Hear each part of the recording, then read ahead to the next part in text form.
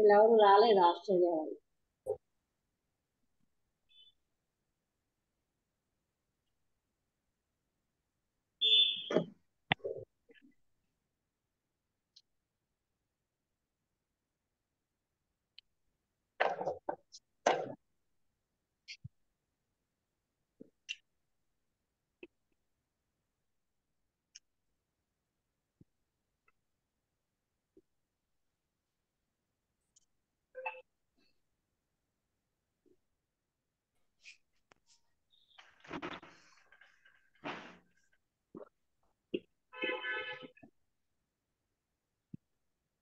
ఓం శ్రీ మహాగణాధిపతయే నమ. ఓం శ్రీ మహాసరస్వత్యై నమ. ఓం శ్రీ గురుభ్యో నమ. హరి ఓం.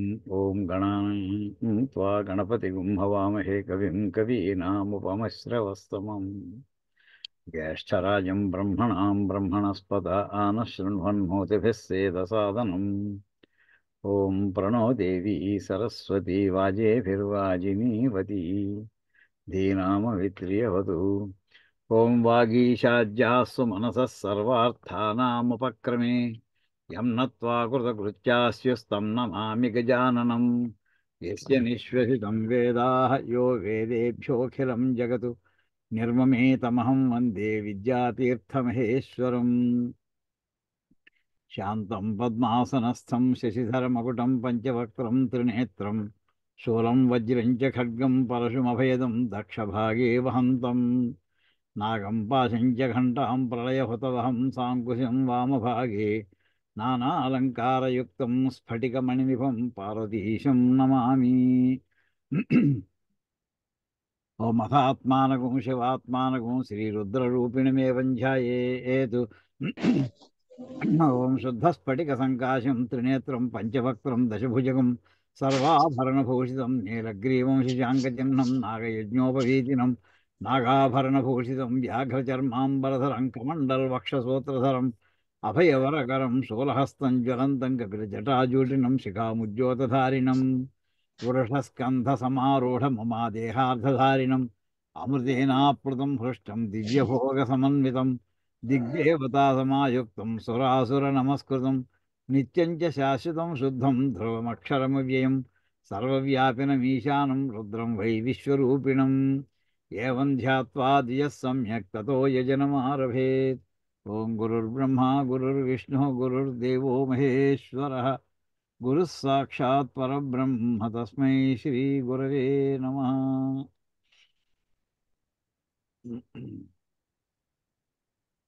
మనం కిందటి వారం నమస్సోమాయ మంత్రానికి భాష్యం ప్రారంభించాం. అయితే ఆ వేళ మనకి రెండు పదాలు భాష్యం చదువుకోవడం అయిందని అనుకున్నాం. నమస్సోమాయచ రుద్రాయచ అనే 2 మాటలకే మనం భాష్యం అయిందని అనుకున్నాం. కానీ చూస్తే ఇంకా పూర్తి కాలేదని నాకు తర్వాత అర్థమైంది. ఎంచేదంటే ఆ రెండింటికే ఇంకా కొన్ని అపూర్వమైనటువంటి, అంటే మనకి ఆనందం ఎక్కడొస్తుందంటే వాటికి సంబంధించిన కొటేషన్స్ లభిస్తూ ఉంటే, కొటేషన్స్ అంటే సామాన్యులు రాసినవి కాదు, మహానుభావులు, అలాంటి వాళ్ళ కొటేషన్స్ మనం అరే మిస్ అయిపోయామే అది అని అలా ఆ భావన లేకుండా అవి కూడా కవర్ చేసుకుంటూ వెళదామని ఒక ఆలోచన. రెండోది మనం అసలు ఈ అనువాకానికే ఉన్నటువంటి గొప్పదనం మీద ఒక ఓ, చిత్రం బొమ్మలన్నీ కూడా వేయడం ప్రారంభించాం. ఆ బొమ్మల్లో కూడా ఇంకా వివరణ, ఇంకా ఆఖరి దాంట్లో ఇంకా వివరణ ఇస్తే బాగుంటుంది అని అనిపించింది. అందుకోసమని అది కూడా కొంచెం చివరి భాగం మళ్ళీ మార్పులు చేయడం జరిగింది మొత్తం అంచేత. అయితే ఆ 2 పదాలకి సంబంధించిన ఈ కొత్త అర్థాలు ఏవైతేనే వాటి మీద ఎక్కువ కాన్సన్ట్రేట్ చేస్తాం, వరుసగా మొత్తం చెప్పుకుంటూ వెళ్ళిపోతుందాం. సో ముందర అది ఇక్కడ ఈ పిక్చర్ చూద్దామండి. ఇది చూసాం మనం. ఇది భారతీయ సాహిత్యంలో, అంటే మనకి అల్టిమేట్లీ నమస్సోమాయచ అందులోని మంత్రాల దగ్గర వచ్చేలోపు ఇక్కడి నుంచి అనంతమైన సాహిత్యం ఉంది మన భారతీయ సాహిత్యం. దీని మీద అసలు మనకి ఎంత లిటరేచర్ ఉందో పతంజలి మహర్షి వ్యాకరణంలో చెప్తారండి. ఉపలబ్ధో ప్రయత్న కృత, అదంతా జస్ట్ సరదాగా వినండి. ఒక కథ కింద వస్తుంది, ఇది చాలాసార్లు చెప్పుకునే కథే. ఓ విద్యార్థిని గురుగారు అన్నట్టు ఒరే అబ్బాయి ఈ పదం ఎక్కడ వాడేమో ఆ రిఫరెన్స్ పట్టరా అబ్బాయి మనం ఎక్కడో ఎవరైనా వాడుంటారు అని చెప్పి అడిగితే ఆ కుర్రాడు తన దగ్గర ఉన్న పుస్తకాలన్నీ చూసి గబగబా ఓ 4-5 రోజులు వెతికాడు, ఎక్కడా పదం దొరకలేదు, ఏ పుస్తకంలోనూ దొరకలేదు. గురుగారి దగ్గరికి వచ్చేసి అన్నట్ట, గురుగారు అసలు ఈ పదాన్ని ఎవరు ఎక్కడ వాడలేదండి అన్నట్ట. అదే అప్పటికి ఆయన చాలా కోపం వచ్చింది. ఇదంతా కథ కింద రాస్తారు పతంజలి మహర్షి మహాభాష్యంలో. ఉపలబ్ధో ప్రయత్న క్రియతాం మహాన్ శబ్దస్య ప్రయోగ విషయ. దొరికిదాకా వెతకని వెతకమని చెప్పాను. 2 రోజులు 3 రోజులు చూసేసి ఎక్కడ నీకు కనపడలేదని చెప్తే అర్థం ఉంది, అది ఎవరు వాడలేదని ఆయన ఇస్తున్నావు నువ్వు, ఏం చూసావు అసలు నువ్వు, ఎంత ఉందో తెలిసిన సాహిత్యం అంటూ ఆయన లిస్ట్ ఇస్తారు చూడండి, సంస్కృతంలో వస్తుంది. ఉపలబ్ధో ప్రయత్న క్రీతాన్ మహాన్ శబ్దస్య ప్రయోగ విషయ సప్తద్వీపా వసుమతి త్రయో లోకా చత్వారో వేదా సాంగా సరహస్యా బహుధా భిన్నా ఏకశతమధ్వర్యశాఖా ఏకవింశతిథా బాహుర్జం సహస్రధా సామవేద నవధా ఆధరుణో వేద దివాకో వాక్యం ఇతిహాస పురాణం వైద్యకం ఇత్యేతావత్ శబ్దస్య ప్రయోగ విషయం అనవిష్య సంచ అప్రయుక్తా ఇది వచనం సాహసమాత్రమేవా అంటాడండి ఆయన గురుగారు.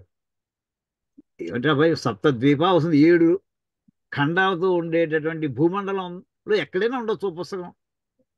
సమస్త గ్రంథాలు చూసేసాడు ఈ 2 రోజులు మొత్తం. సమస్త అన్ని కాంటినెంట్స్కి వెళ్ళిపోయి అన్ని దేశాల్లో ఉన్న పుస్తకాలన్నీ తిరగేస్తూ చెప్తున్నావు నువ్వు ఆ మాట, ఎవరు వాడలేదని అంటున్నావు. సప్తద్వీప వసుమతి, ఇంతే కాదు, ఈ భూలోకంలో కాదు, కొన్ని గ్రంథాలు స్వర్గలోకంలో ఉన్నాయి. త్రయోలోక బృహస్పతి దగ్గర కొన్ని కోట్ల తాళపత్ర గ్రంథాలు ఉండొచ్చు. పాతాళలోకంలో ఎక్కడో శుక్రాచార్యుల వారు ఉంటే ఆయన దగ్గర ఇంకా అనంతకోటి గ్రంథాలు ఆయన దగ్గర ఉండొచ్చు. అవన్నీ చూసేసేవి నువ్వు. త్రయో చత్వారో 4 వేదాలు చూసావా? 4 వేదాల్లో ఎంత బాగా ఎన్ని శాఖలు తెలుసా నీకు? యజుర్వేదాలు 101 శాఖలు చూసావా? సామవేదం 1000 శాఖలు, ఋగ్వేదం 21 శాఖలు, అథర్వవేదం 9 శాఖలు. ఇది కాకుండా మోనోగ్రాఫ్స్, పురాణాలు, వైద్యకం, ఇంత లిటరేచర్ ఉంటే ఎక్కడ వాడలేదని అంటావా నువ్వు అంటూ ఆయన అక్కడ ఆ కుర్రాడి కథ ఏది, ఎంత సాహిత్యం ఈ దేశంలో వెళ్ళి విరిసిందో చెప్పడానికి మనకి ఆ ఘట్టం తీసుకుంటామండి. అంత సాహిత్యంలోనూ స్వతః ప్రమాణంగా అత్యంత ప్రకాశమానంగా ఉండేటటువంటి గ్రంథం ఏంటంటే వేదాలు. ఈ వేదాలు ఇవి తర్వాత ఇందులో ఆ కాంతి వస్తే ఈ 4 వేదాలు ప్రధానంగా చెప్తాం కదా, 4 వేదాలు ఏ వేదంలోంచి వస్తుంది ఇది అంటే ఋగ్వేదంలోంచి వస్తుంది ఈ కాంతి అంతా కూడా. యజుర్వేదం, సామవేదం, అథర్వవేదం యజుర్వేదంలోంచి వస్తుంది అని తేల్చారు. యజుర్వేదంలో దేంట్లో వస్తున్నాయా? యజుర్వేదం కూడా అది ఒకటే ముద్ద కాదు కదా. యజుర్వేదంలో సంహిత, బ్రాహ్మణం, ఆరణ్యకం, ఉపనిషత్తులు ఉన్నాయి కదా. అంటే ఆ సంహితలో వస్తుంది ఈ లైటింగ్ అంతాను అని గుర్తించారు. సంహితలో కూడా 7 కాండలు ఉన్నాయి కదా. తైత్తిరీయ సంహిత తీసుకో, తైత్తిరీయ సంహితలో 7 కాండల్లోనూ 4వ కాండ మధ్యకాండది, అంటే 3 కాండలు ఇటు 3 కాండలు అటు పోతే మధ్యలోనే 4వ కాండ, అందులోంచి కాంతి వస్తున్నట్టు గుర్తిస్తున్నారు మహర్షులు అందరూ. ఆ 4వ కాండలో కూడా 7 పన్నాలు ఉన్నాయి. అందులో 5వ పన్నం మన నమ్మకం, అక్కడి నుంచి వస్తుంది ఈ కాంతి అంతా అని గుర్తించారు. ఈ అందులో ఈ 5వ పన్నం నమ్మకం దగ్గరికి వచ్చేప్పటికి ఇక్కడ మళ్ళీ మనకి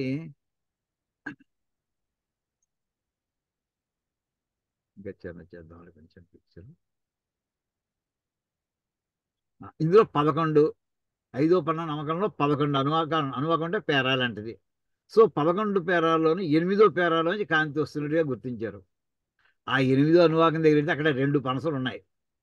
ఆ 2 పనసల్లోనూ మొదటి పనసలో ఇక్కడి నుంచి మనం మొన్న కిందసారి ఇక్కడే ఆపేసాం, పై డయాగ్రామ్ దగ్గర ఆపేసాం. యాక్చువల్లీ అందులో పెడితే ఇంకా 8వ అనువాకంలో 2 పనసలు ఉంటే అందులో మొదటి పనసలోంచి ఈ కాంతి అంతా వస్తుంది. ఈ మొదటి పనసలో ఉన్నటువంటి వాక్యం ఏంటంటే ఈ నమస్సోమాయ మంత్రం ఉందండి. అది అందులో ఎన్నున్నాయి? 11 మంత్రాలు ఉన్నాయి అందులో మొత్తం.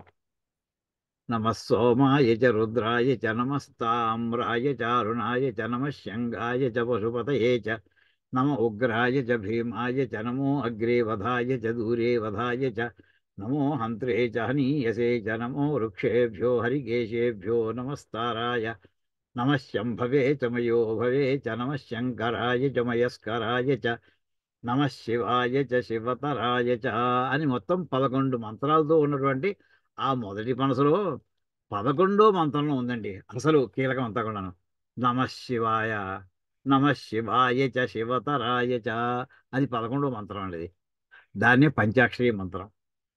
అంటే పంచాక్షరి మంత్రం యొక్క ఘనత మూలాన్ని, అంటే నమశివాయ ఉండే 5 అక్షరాల మూలంగా ఈ నమస్సోమాయ అనేటటువంటి ఈ పనసకి దాంతో నమస్సోమాయ అనే అనువాకానికి ఘనత, అక్కడి నుంచి నమ్మకానికి, నమ్మకం ద్వారా మొత్తం సంహితికి, అలా వెనక్కి అంత దూరం దాని యొక్క ఘనత అంతా, వైభవం అంతా వెళుతోందండి. ఇది మామూలుగా మనకి ఈ భాగం ఇలా చెప్పుకుంటే స్పష్టంగా ఉంటుందని అనిపించింది. ఇదే మొత్తం డయాగ్రామ్ అంతా కలిపి సింగిల్ పిక్చర్ కింద మనం వేసుకున్నాం. ఇది మీరు కొంతమంది అడిగారు, మీ తర్వాత మీకు కావాల్సిన పోస్ట్ చేస్తాను ఇది కావాలంటే. అయితే ఇక్కడ ఇంకో గొప్ప విషయం చెప్పుకోవాలండి. ఇదంతా నమ్మకం గురించి అనుకుంటున్నాం కదా. నమ్మకానికి మహానుభావులు ఎవరెవరో భాష్యాలు రాశారు. విద్యారణ్య స్వామి వారి ఆదేశంతో సాయినాచార్యులు వారు రాశారు. విద్యారణ్య స్వామి వారు శంకరాచార్యుల వారితో ఆల్మోస్ట్ సమానమైనటువంటి పాండిత్యం కలిగినటువంటి జగద్గురువులు వారు. శృంగేరి 12వ జగద్గురు. వారితో ఇందులో ఇంకా వివరణగా ఇస్తూ వారు భట్టభాస్కర్ భాష్యం రాసుకుంటూ వచ్చారు. ఈ నమ్మకానికి వాటి మొత్తం వేదాంతకి అందరూ ముఖ్యంగా నమ్మకం గురించి చాలా శ్రద్ధగా రాశారు అందరూ కూడా. కానీ ఆశ్చర్యం ఏంటంటేనండి, మనకి మహాభారతంలో ద్రోణ పర్వంలో ఆఖరి అధ్యాయం, ద్రోణ పర్వంలో ఆఖరి అధ్యాయం 202 అధ్యాయాలండి ఇది ద్రోణ పర్వం.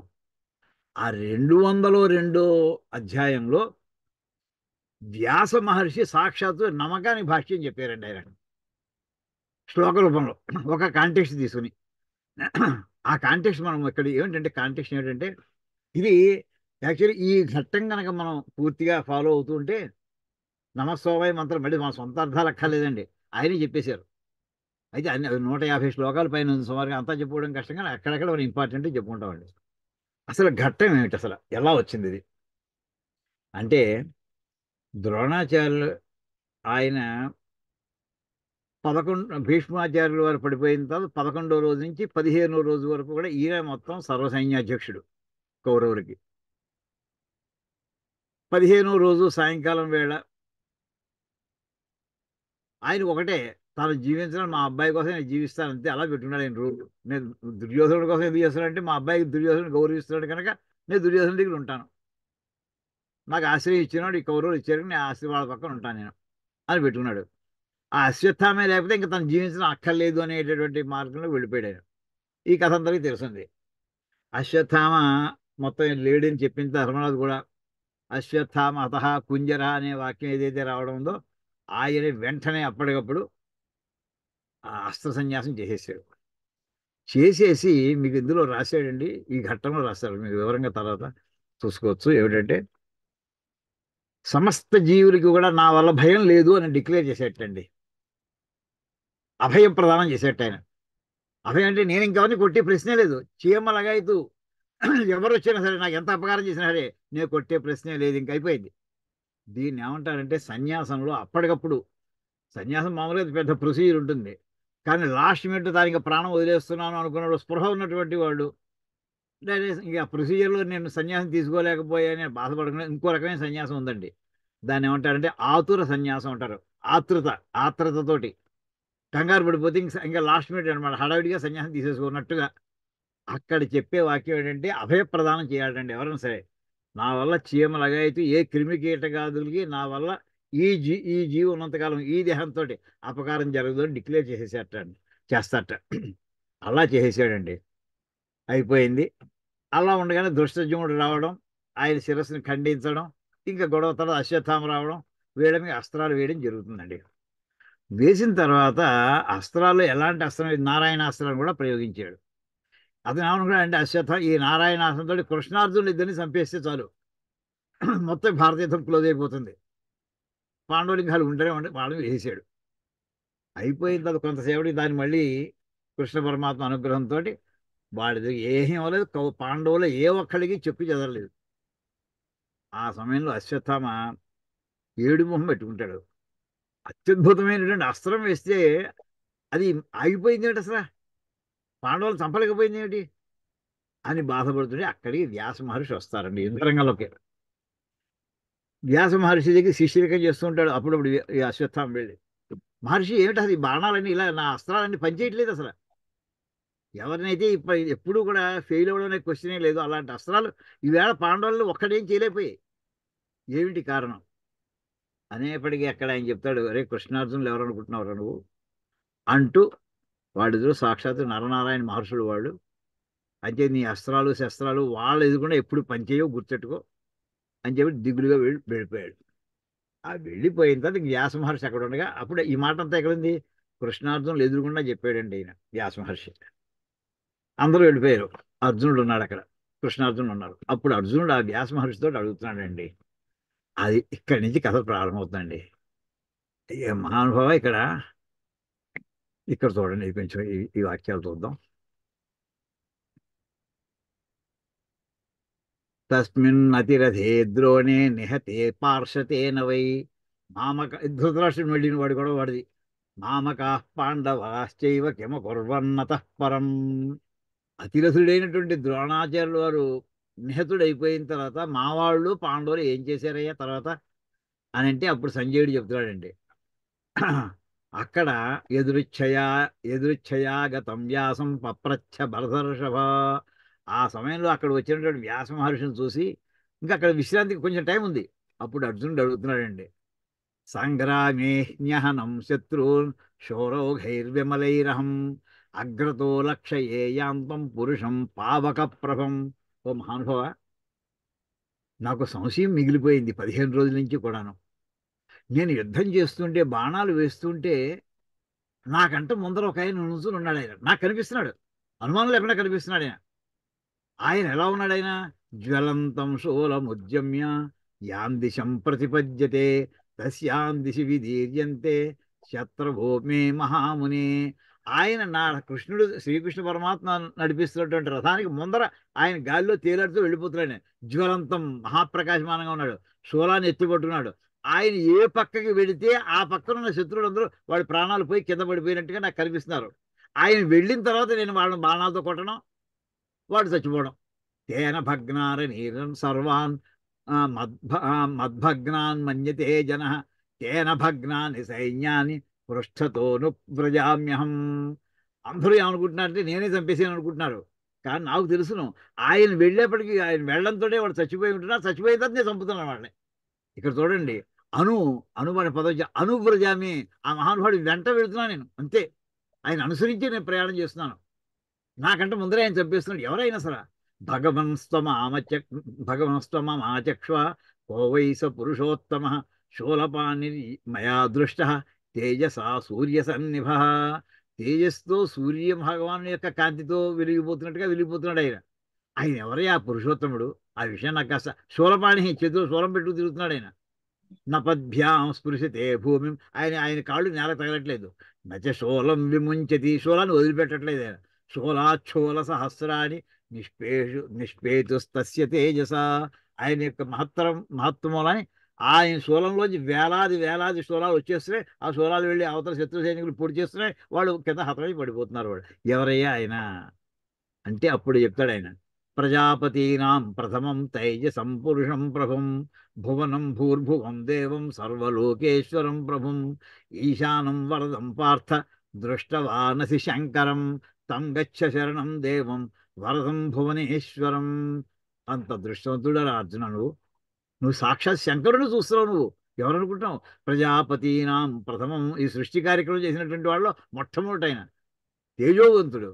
తర్వాత సర్వలోకేశ్వరుడు, ప్రభు, ఈశ్వరుడు. ఈశానుడు అంటే మొత్తం ప్రపంచాలన్నింటినీ కూడా, అన్ని బ్రహ్మాండాలని కూడా కంట్రోల్ చేసేటటువంటి వాడు. వరదం, వరాలను ఇచ్చేటటువంటి వాడు. అలాంటి శంకరుని చూస్తున్నావు. ఆయన శరణ కోరుకో వెంటనే.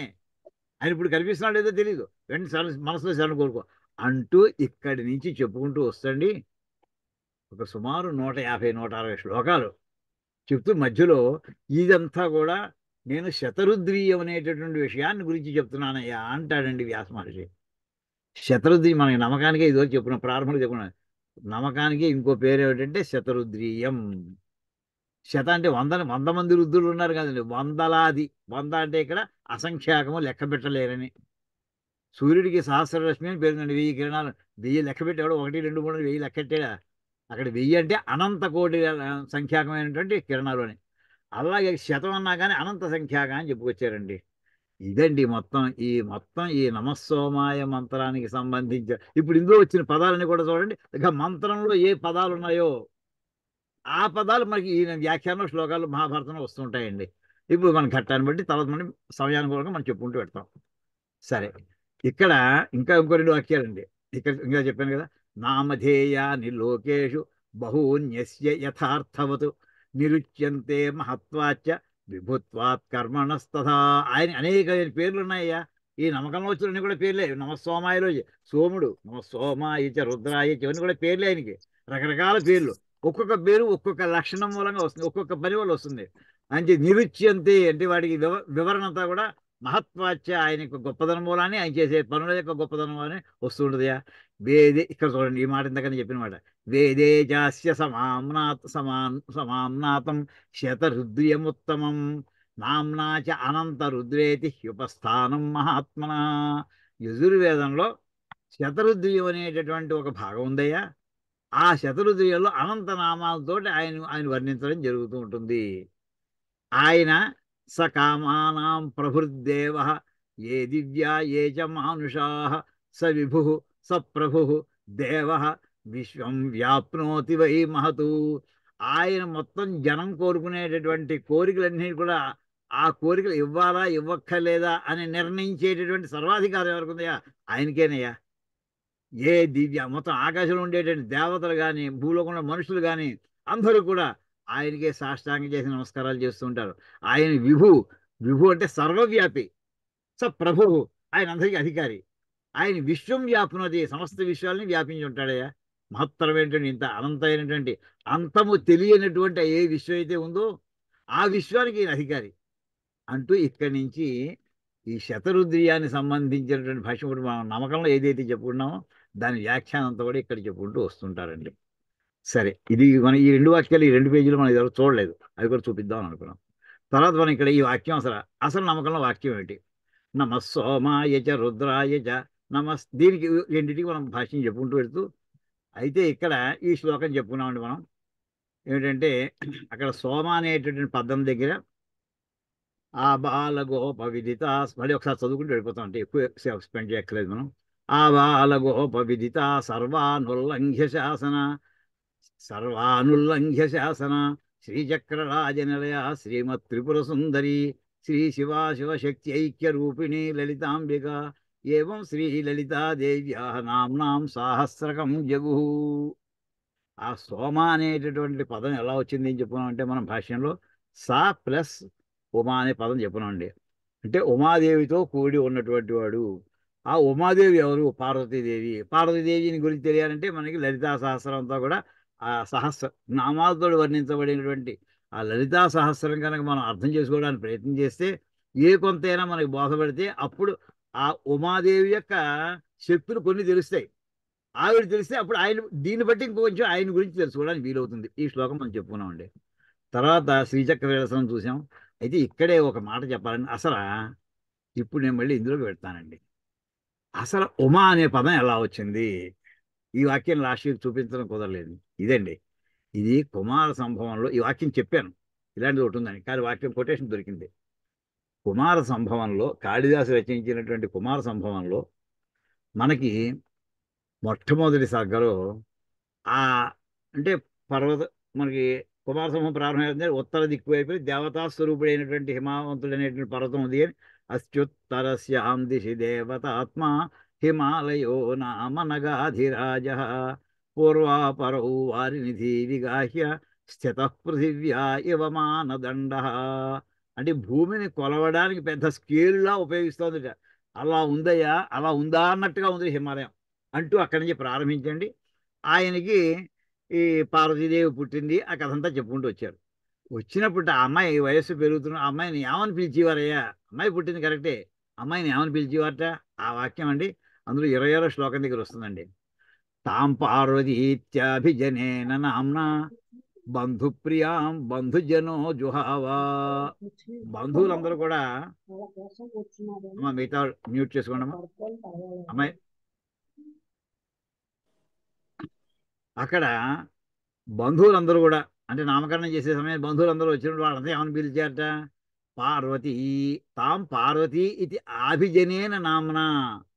అభిజనులు అంటే బంధువులు. వాళ్ళందరూ బంధుప్రియాం, బంధువులంటే ఈవిడికి ఇష్టంట. అంటే బంధుజనులు అందరూ ఏమని జుహావ అంటే పిలిచారు. ఏమని పిలిచేవారట? పార్వతి. ఏం చేయాలంటే పర్వతరాజు యొక్క పుత్రి కనుక పార్వతి అని పిలిచేవారట. కానీ ఆవిడకి ఇంకో పేరు కూడా వచ్చింది. ఉ మేతి. ఇక్కడ చూడండి, ఊకి మాకి స్పేస్ ఉంది. ఉమా ఏకపదం కాదండి. ఉ మేతి మాత్ర తపసో నిషిద్ధ పశ్చాదుమాఖ్యాం సుముఖో జగామా సుముఖీ జగామా.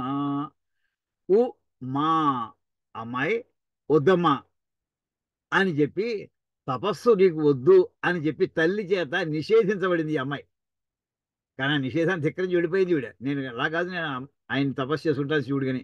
అంచేత ఉ మా అనేటటువంటి ఆ రెండు అక్షరాలు, తల్లి ఏ అక్షరాలతో అయితే అమ్మాయి తపస్సు నీకు వద్దమ్మా, నువ్వు చాలా చిక్కుపోతావమ్మా అని రకరకాల పాపం బెంగతో ఎన్నో మాటలతో చెప్తూ చెప్తూ ఉ మా అంది. అది కాస్త శాశ్వతమైన పేరైపోయి పశ్చాత్ తర్వాత కూడా ఉమాఖ్యాం ఉమా అనేటటువంటి పేరుతోటి సుముఖి జగమా, ఈ రకంగా ఆ అమ్మాయికి ఉమా అనే పేరు వచ్చింది. ఇది మన నమస్సోమాయిలో ఉండేటటువంటి సా ప్లస్ ఉమా అనే మాట వస్తే దాని ఇక్కడ ఇది నిర్ణయం. ఉమా అనేటువంటి మాట మేనకాదేవి చెప్పినటువంటి మాట అని ఈ వాక్యం మనం లాస్ట్ వీక్ చూసుకోలేదు. అది కూడా ఇప్పుడు అయింది. ఇది అయిన తర్వాత అంటే కొన్ని ఏమో పీడిఎఫ్లో ఉంటుంటే, కొన్ని ఏమో మామూలు జేపెగ్లో ఉంటాయండి. దాంతో వెనక్కి ముందరికి వెళ్ళాల్సి వస్తుంది. తర్వాత మనం ఇది లలితా సహస్రం ఒకటే కాదు, అమ్మవారి గురించి తెలియాలంటే అసలు మనకి శ్రీచక్రం గురించి తెలిస్తే తప్ప, అది ఏం చేస్తుంది, యంత్ర రాజ్యాలన్నింటిలోకి అది అత్యద్భుతమైనటువంటిది. శ్రీచక్రం గురించి తెలియాలని దానికోసమని అందులో ఉండేటటువంటి కొన్ని విషయాల కోసం మనం చూసామండి. ఇది కూడా సరిపోదు. శ్రీచక్రంలో ఉండేటటువంటి ఆవరణలు, ఆవరణ దేవతలు బిందువు, ఈ త్రిభుజాలు, త్రిభుజాల్లో ఉండేటువంటి మొత్తం కొంత చెప్పుకున్నాం మనం. ఈ కాకుండా సౌందర్య లహరిలోనే మొట్టమొదట ఎంత నిర్గుణ పరబ్రహ్మము కూడా తాను ఏ గుణము లేదు అనేటటువంటి పెద్ద బోర్డు పెట్టుకోవడం మూలంగా తాను సృష్టి తాను చేయుడు. ఎప్పుడు చెప్తాడు అంటే శివుడే, పరమశివుడే. ఆయన ఒక్కడు ఉంటే సృష్టి చేయుడు. ఆవిడ కలిసినప్పుడు శివశక్తి అత్యత న శివేన వినా దేవి నచ దేవ్యా వినా శివ. శివుడు లేకుండా పార్వతీదేవి లేదు, పార్వతీదేవి లేకుండా శివుడు లేడు అని చెప్తే శివశక్తుల యొక్క అభేదాన్ని వర్ణించి శివశక్త్యాయుక్తో యది భవతి శక్త ప్రభవితం. ఆ అమ్మవారు కలిసేప్పటికే అప్పుడు ఆయన సమర్థుడయ్యట సృష్టి చేయడానికి అంటూ ఇదంతా చెప్పాడు. ఆనందలహరి మరి సౌందర్యలహరి అంతా చూస్తే తప్ప అప్పటికి మనకి శివస్వరూపం, శివ ఆ, ఆ, శివుని యొక్క శక్తి మనకి నమస్సోమాయచిలో పార్వతీదేవితో కూడి ఉండేటటువంటి పరమశివుని యొక్క వైభవం తెలుసుకోవాలంటే సౌందర్యలహరి చదవాలండి అని చెప్పడం వరకే పెట్టుకున్నాం. అందులోనే ఆవిడ ఎలాంటి చోట ఉంటుందో కూడా చెప్పుకున్నాం మనం.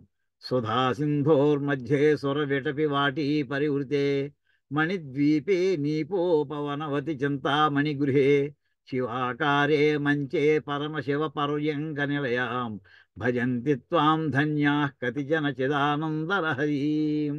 ఆ అమృతతో ఉండేటటువంటి మహాసాగరంలో అక్కడ ఆ దేవతల యొక్క ఉద్యానవనంలో సుర విటపి వాటి పరివృతే, దేవతల యొక్క ఉద్యానవనంలో, మణిద్వీపంలో, అక్కడ ఉండేటువంటి చింతామణి గృహంలో, తర్వాత ఇంట్లో ఉండేటటువంటి మళ్ళీ చిన్న సైజు పార్కులు, శివాకారే మంచి శివుడు అనేటటువంటి ఆ ఉన్నతమైనటువంటి ప్రదేశంలో పరమశివుని యొక్క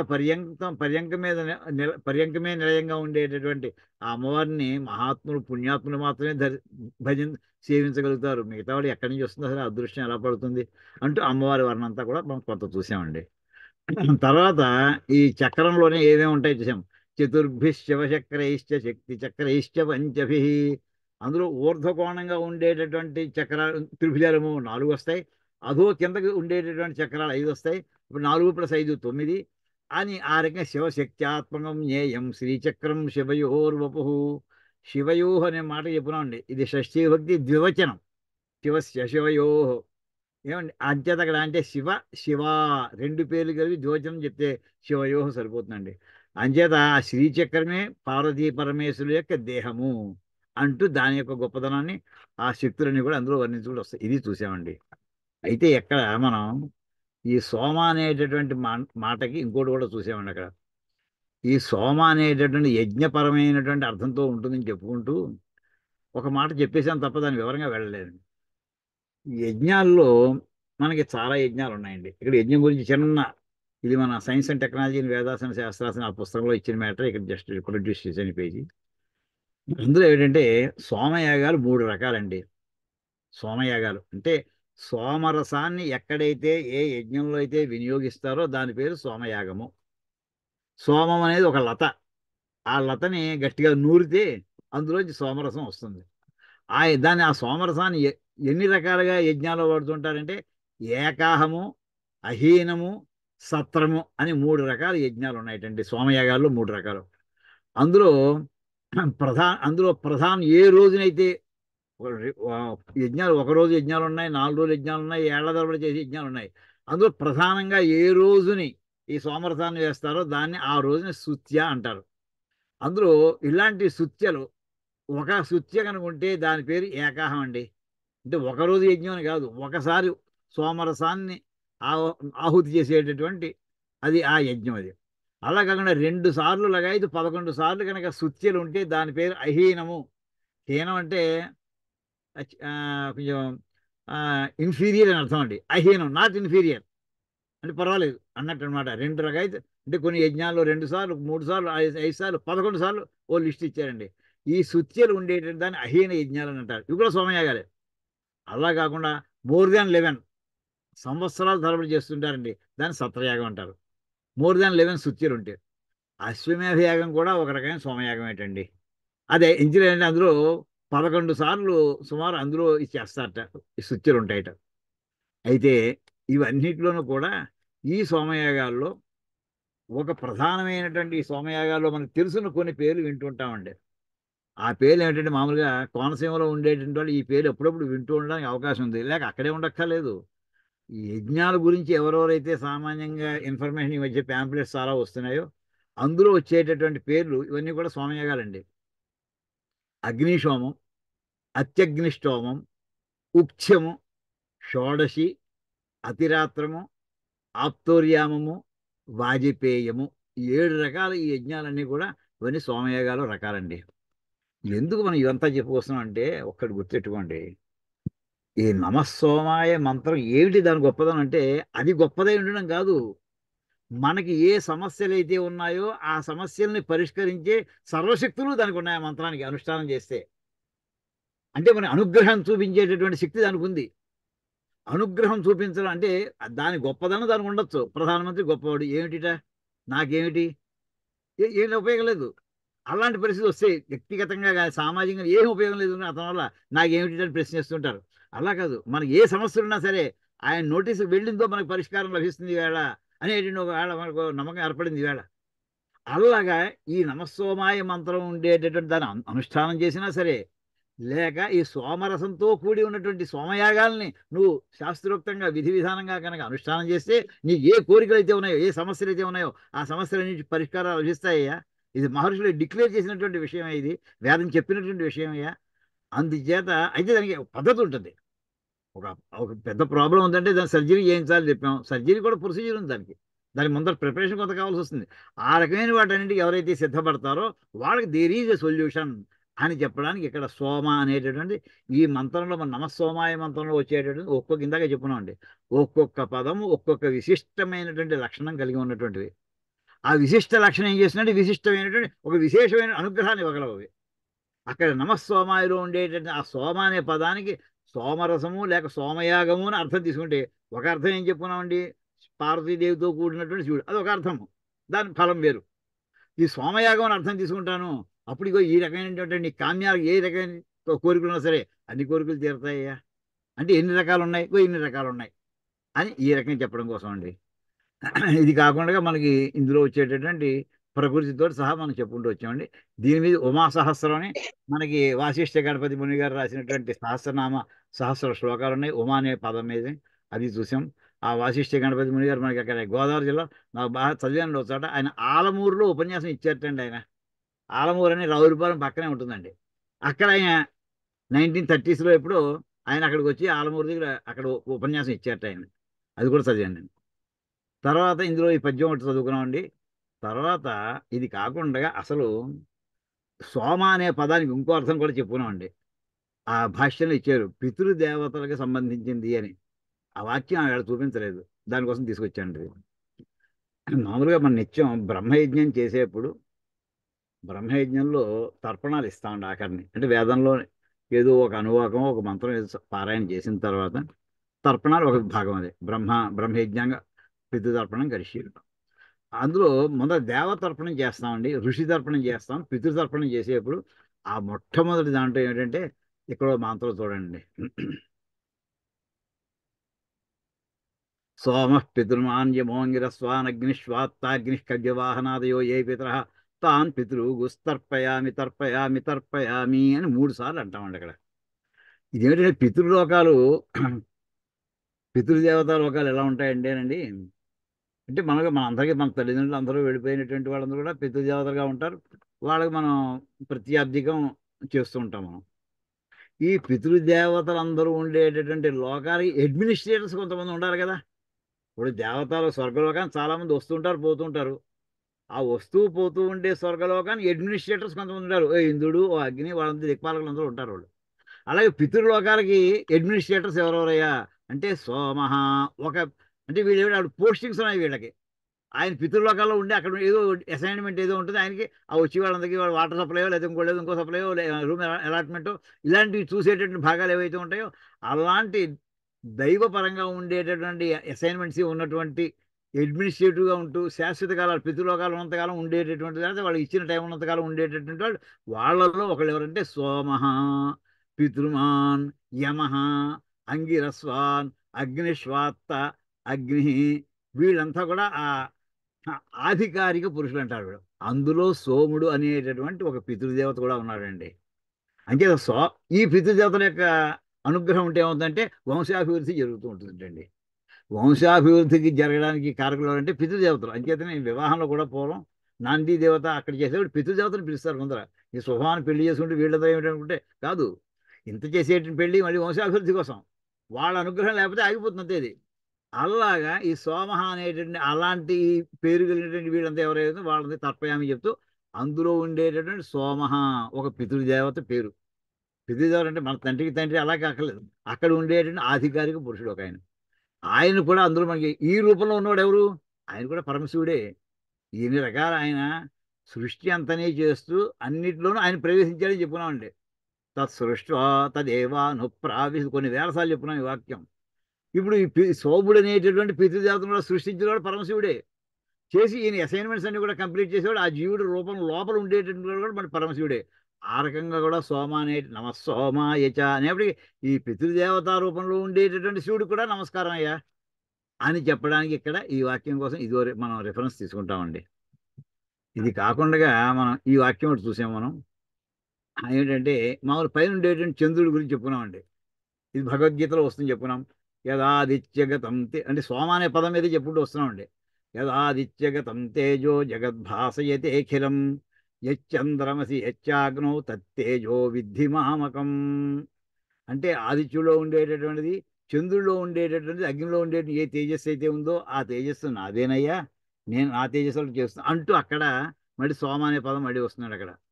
ఇక్కడ చూడండి, గామావిశ్య చ భూతాన్ని ధారయామ్యహమోజస ఉష్ణామి చౌషధి సర్వా సోమో భూత్వా రసాత్మక. ఇక్కడ సోముడు అంటే ఎవరంటే చంద్రుడి రూపంలో నేను భూమిలో ప్రవేశించి భూమి మీద ఉన్నటువంటి సమస్త జీవులు కూడా నేను నిలబెడుతున్నాను, వాళ్ళ ప్రాణాలతో నిలబెడుతున్నాను. ఎంచేతంటే వాళ్ళ ప్రాణాలు ఎప్పుడు ఉంటాయి, వాళ్ళకి కావాల్సినటువంటి తినుబండారాలన్నీ ఉంటాను, అవి ఎక్కడి నుంచి వస్తాయి. అందుచేత ఇక్కడ ఉండేటటువంటి మన ధాన్యం కానీ బియ్యం కానీ పెసలు కానీ మినువులు కానీ కందులు కానీ ఏవైనా సరే కొన్ని వీటిని ఓషధులు అంటారు. ఈ ఓషధులన్నింటినీ కూడా నేను అది గింజగా వేసేస్తే టక్కున పెరిగిపోయి వనడు బదులు ఇచ్చేయు. అది పంట రావడానికి నెలలో 2 నెలలు 3 నెలలు వాటి కాలాలు ఉంటాయి. ఆ కాలం అవి వృద్ధి పొందుతూ వాటిలో న్యూట్రిషస్గా ఉండేట్లా చేసేటటువంటి రసాత్మక న్యూట్రిషస్గా ఉండేట్లా చేస్తాను నేను. ఏ రూపంలో ఎవరి రూపంలో సోమో భూత్వ చంద్రుడి రూపంలో ఉండి. అంటే మన ఆకాశంలో చూసేటువంటి చంద్రుడు ఎవరైతే ఉన్నారో ఆయన వల్ల మనకి ఔషధాలన్నీ కూడా పుష్టిగా తయారవుతున్నాయి. ఆ సోముడి రూపంలో ఉన్నటువంటి వాడు పరమశివుడే అని ఈ రకంగా సోమాయన కానీ మనకి ఆ తినడానికి ఆహారానికి సంబంధించినటువంటి వస్తు సామగ్రిని ఏర్పాటు చేస్తున్నటువంటి ఈ రూపంలో ఉన్న పరమశివుడు కూడా నమస్కారం అని ఒక అర్థం వస్తుందండి. ఇది అయిన తర్వాత అప్పుడు తర్వాత అంటే ఈ ఏడకి అసలు దాంట్లో నిన్నటి ఇంతవరకు మనకి రుద్రాయ అనే పదానికి చాలా అర్థాలు చెప్పేస్తున్నాం, ఇంక దాంట్లోకి వెళ్ళట్లేదండి. ఇక్కడ తర్వాత వాక్యం ఏంటంటే నమ సోమాయ చ రుద్రాయ చ నమస్తామ్రాయ చ అరుణాయ చ. ఇక్కడ ఈవేళ ఈ వాక్యం దగ్గర వచ్చామండి. అంటే మన రివిజన్కే 40 నిమిషాలు పట్టింది సుమారుగా. పట్టినామండి, పర్వాలేదు. నమస్తామ్రాయ చ అరుణాయ చ అనే మాటకి అర్థం ఏం చెప్తున్నారండి ఇక్కడ? ఆ సాయణ భాష్యంలో ఆదిత్య రూపేణ, ఇక్కడ చూడండి, ఆదిత్య రూపేణ ఉదయకాలే అత్యంత రక్త తామ్ర.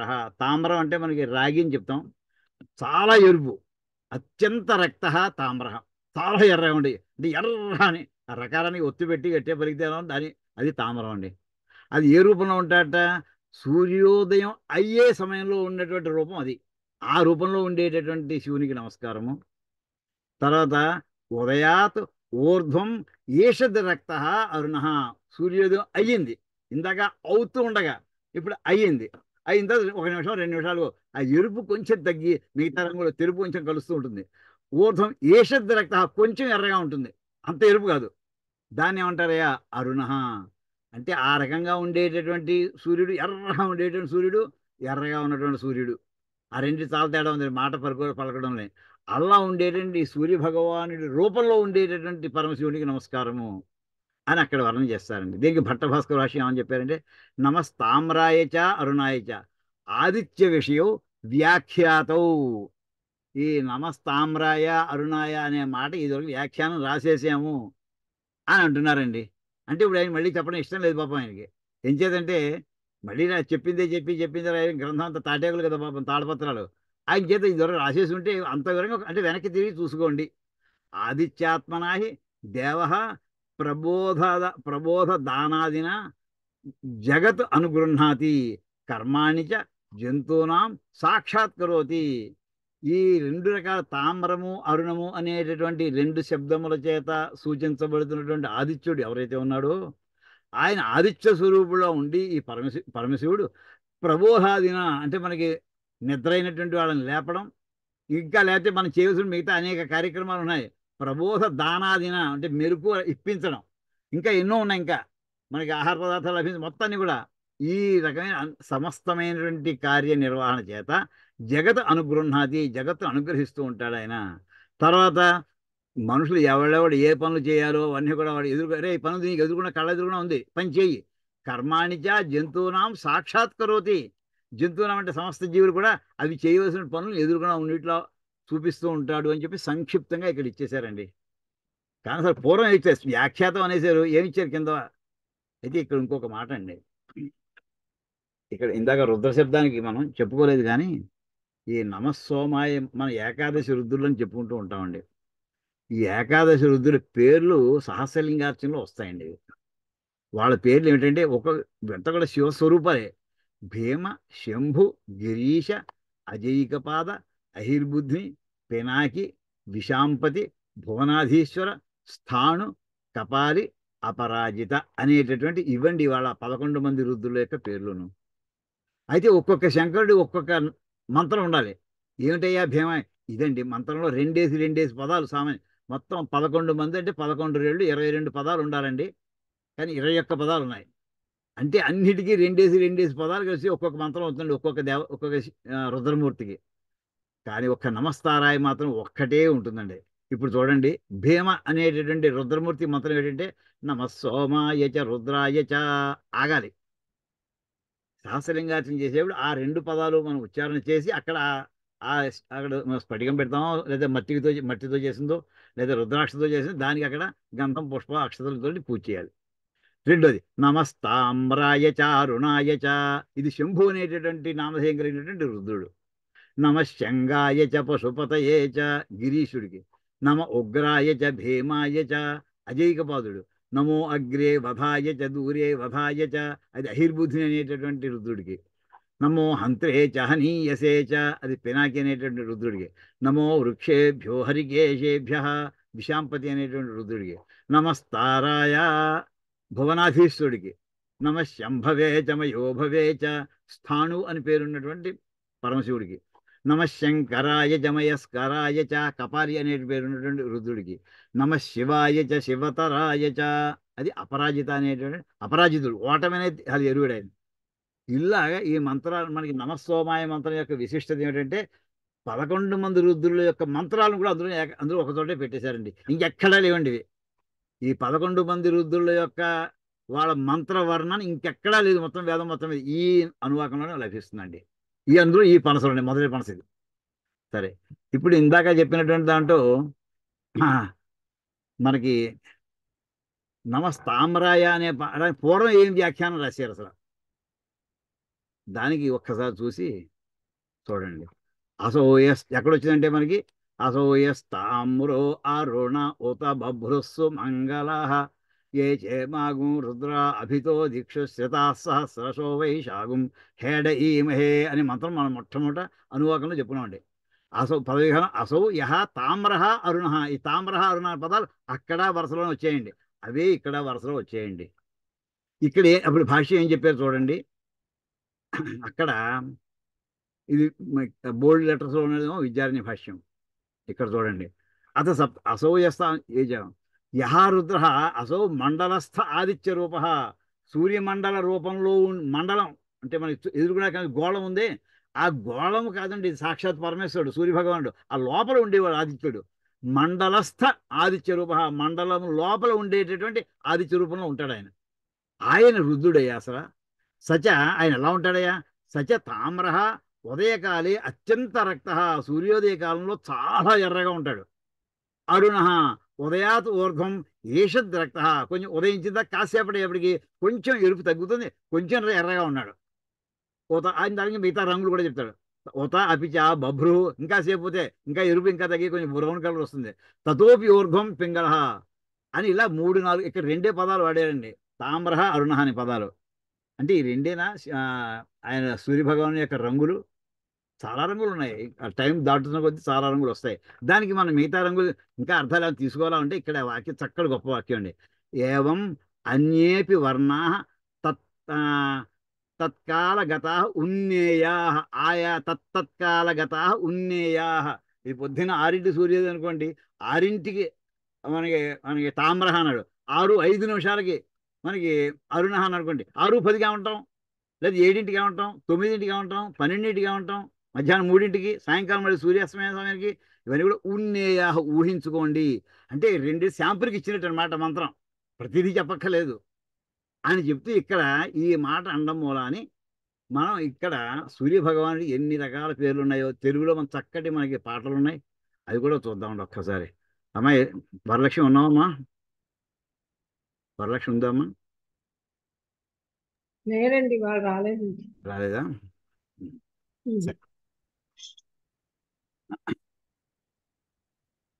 ఇక్కడ చూడండి, సామాన్యంగా దీని మీద సూర్యభగవానుడు మనకు వస్తుంటే ఈ పాట ఇదివరకు మనం చెప్పుకున్నామండి. శ్రీ సూర్యనారాయణ మేలుకో హరి సూర్యనారాయణ అంటూ ఇక్కడ చెప్పుకుంటూ వచ్చామండి. ఇక్కడ ఉండేటటువంటి రంగులు ఎలా ఉంటాయి చూడండి. మొట్టమొదటి పొడుస్తు భానుడు పొన్న పువ్వు ఛాయ, పొన్న పువ్వు మీద పొగడ పొడి ఛాయ, శ్రీ సూర్యనారాయణ. ఇవ్వండి ఇక్కడ పేర్లు ఇవ్వండి. ఇవి ఇందులో పొన్న పువ్వు కిందది కరస తిప్పుతున్నది, దానిపైన ఉన్నదేమో పొగడ పువ్వు. ఇది అక్కడ ఆ టైంలో ఎర్రగా ఉంటుందంటే ఇక్కడ చూడండి సూర్యోదయం సగం అయింది, మీకు బింబలం కనిపిస్తుందేమో అనుకుంటున్నాను నేను. కొంచెం కనిపిస్తుంది, ఇంకా కొంచెం సూర్యుడు నీళ్ళలో సముద్రంలో కొంచెం పైకి వచ్చాడు, ఇంకా రాలేదు, పూర్తి బింబం రాలేదు. అక్కడ ఆ పక్కన ఉండేటటువంటి రంగుని ఇక్కడ మనం తీసుకుంటే, అంటే ఈ 1 ఇలా మొత్తాన్ని వేసుకుంటూ వస్తే మనకి 9 దాకా వేసుకుంటే వస్తే అవన్నీ ఒక్కొక్క రంగుకి ఒక్కొక్క మనకి చరణంతో చెప్పుకుంటూ వచ్చారండి వాళ్ళు. ఎవరన్నా వచ్చినవాడు ఎవరన్నా ఉన్నారమ్మా ఈ పాట వచ్చినవాడు? ఎవరు లేరు, మాట్లాడలేదు. ఎవరన్నా ఉన్నారా? ఉంటే లిరిక్స్ చూపిస్తారా అండి? అమ్మా లిరిక్స్ అది ఏమన్నా ఇంకేం చూపించ, నాకే నోటికి వస్తే పాడమ్మా. అలాగే చెప్పమ్మా, పాడమ్మా. అదే లిరిక్స్ కొద్దిగా క్లియర్ గా చూపిస్తే గురుగారు పాడతారు. శ్రీ శ్రీ సూర్యనారాయణ మేలుకో హరి సూర్యనారాయణ, శ్రీ సూర్యనారాయణ మేలుకో హరి సూర్యనారాయణ.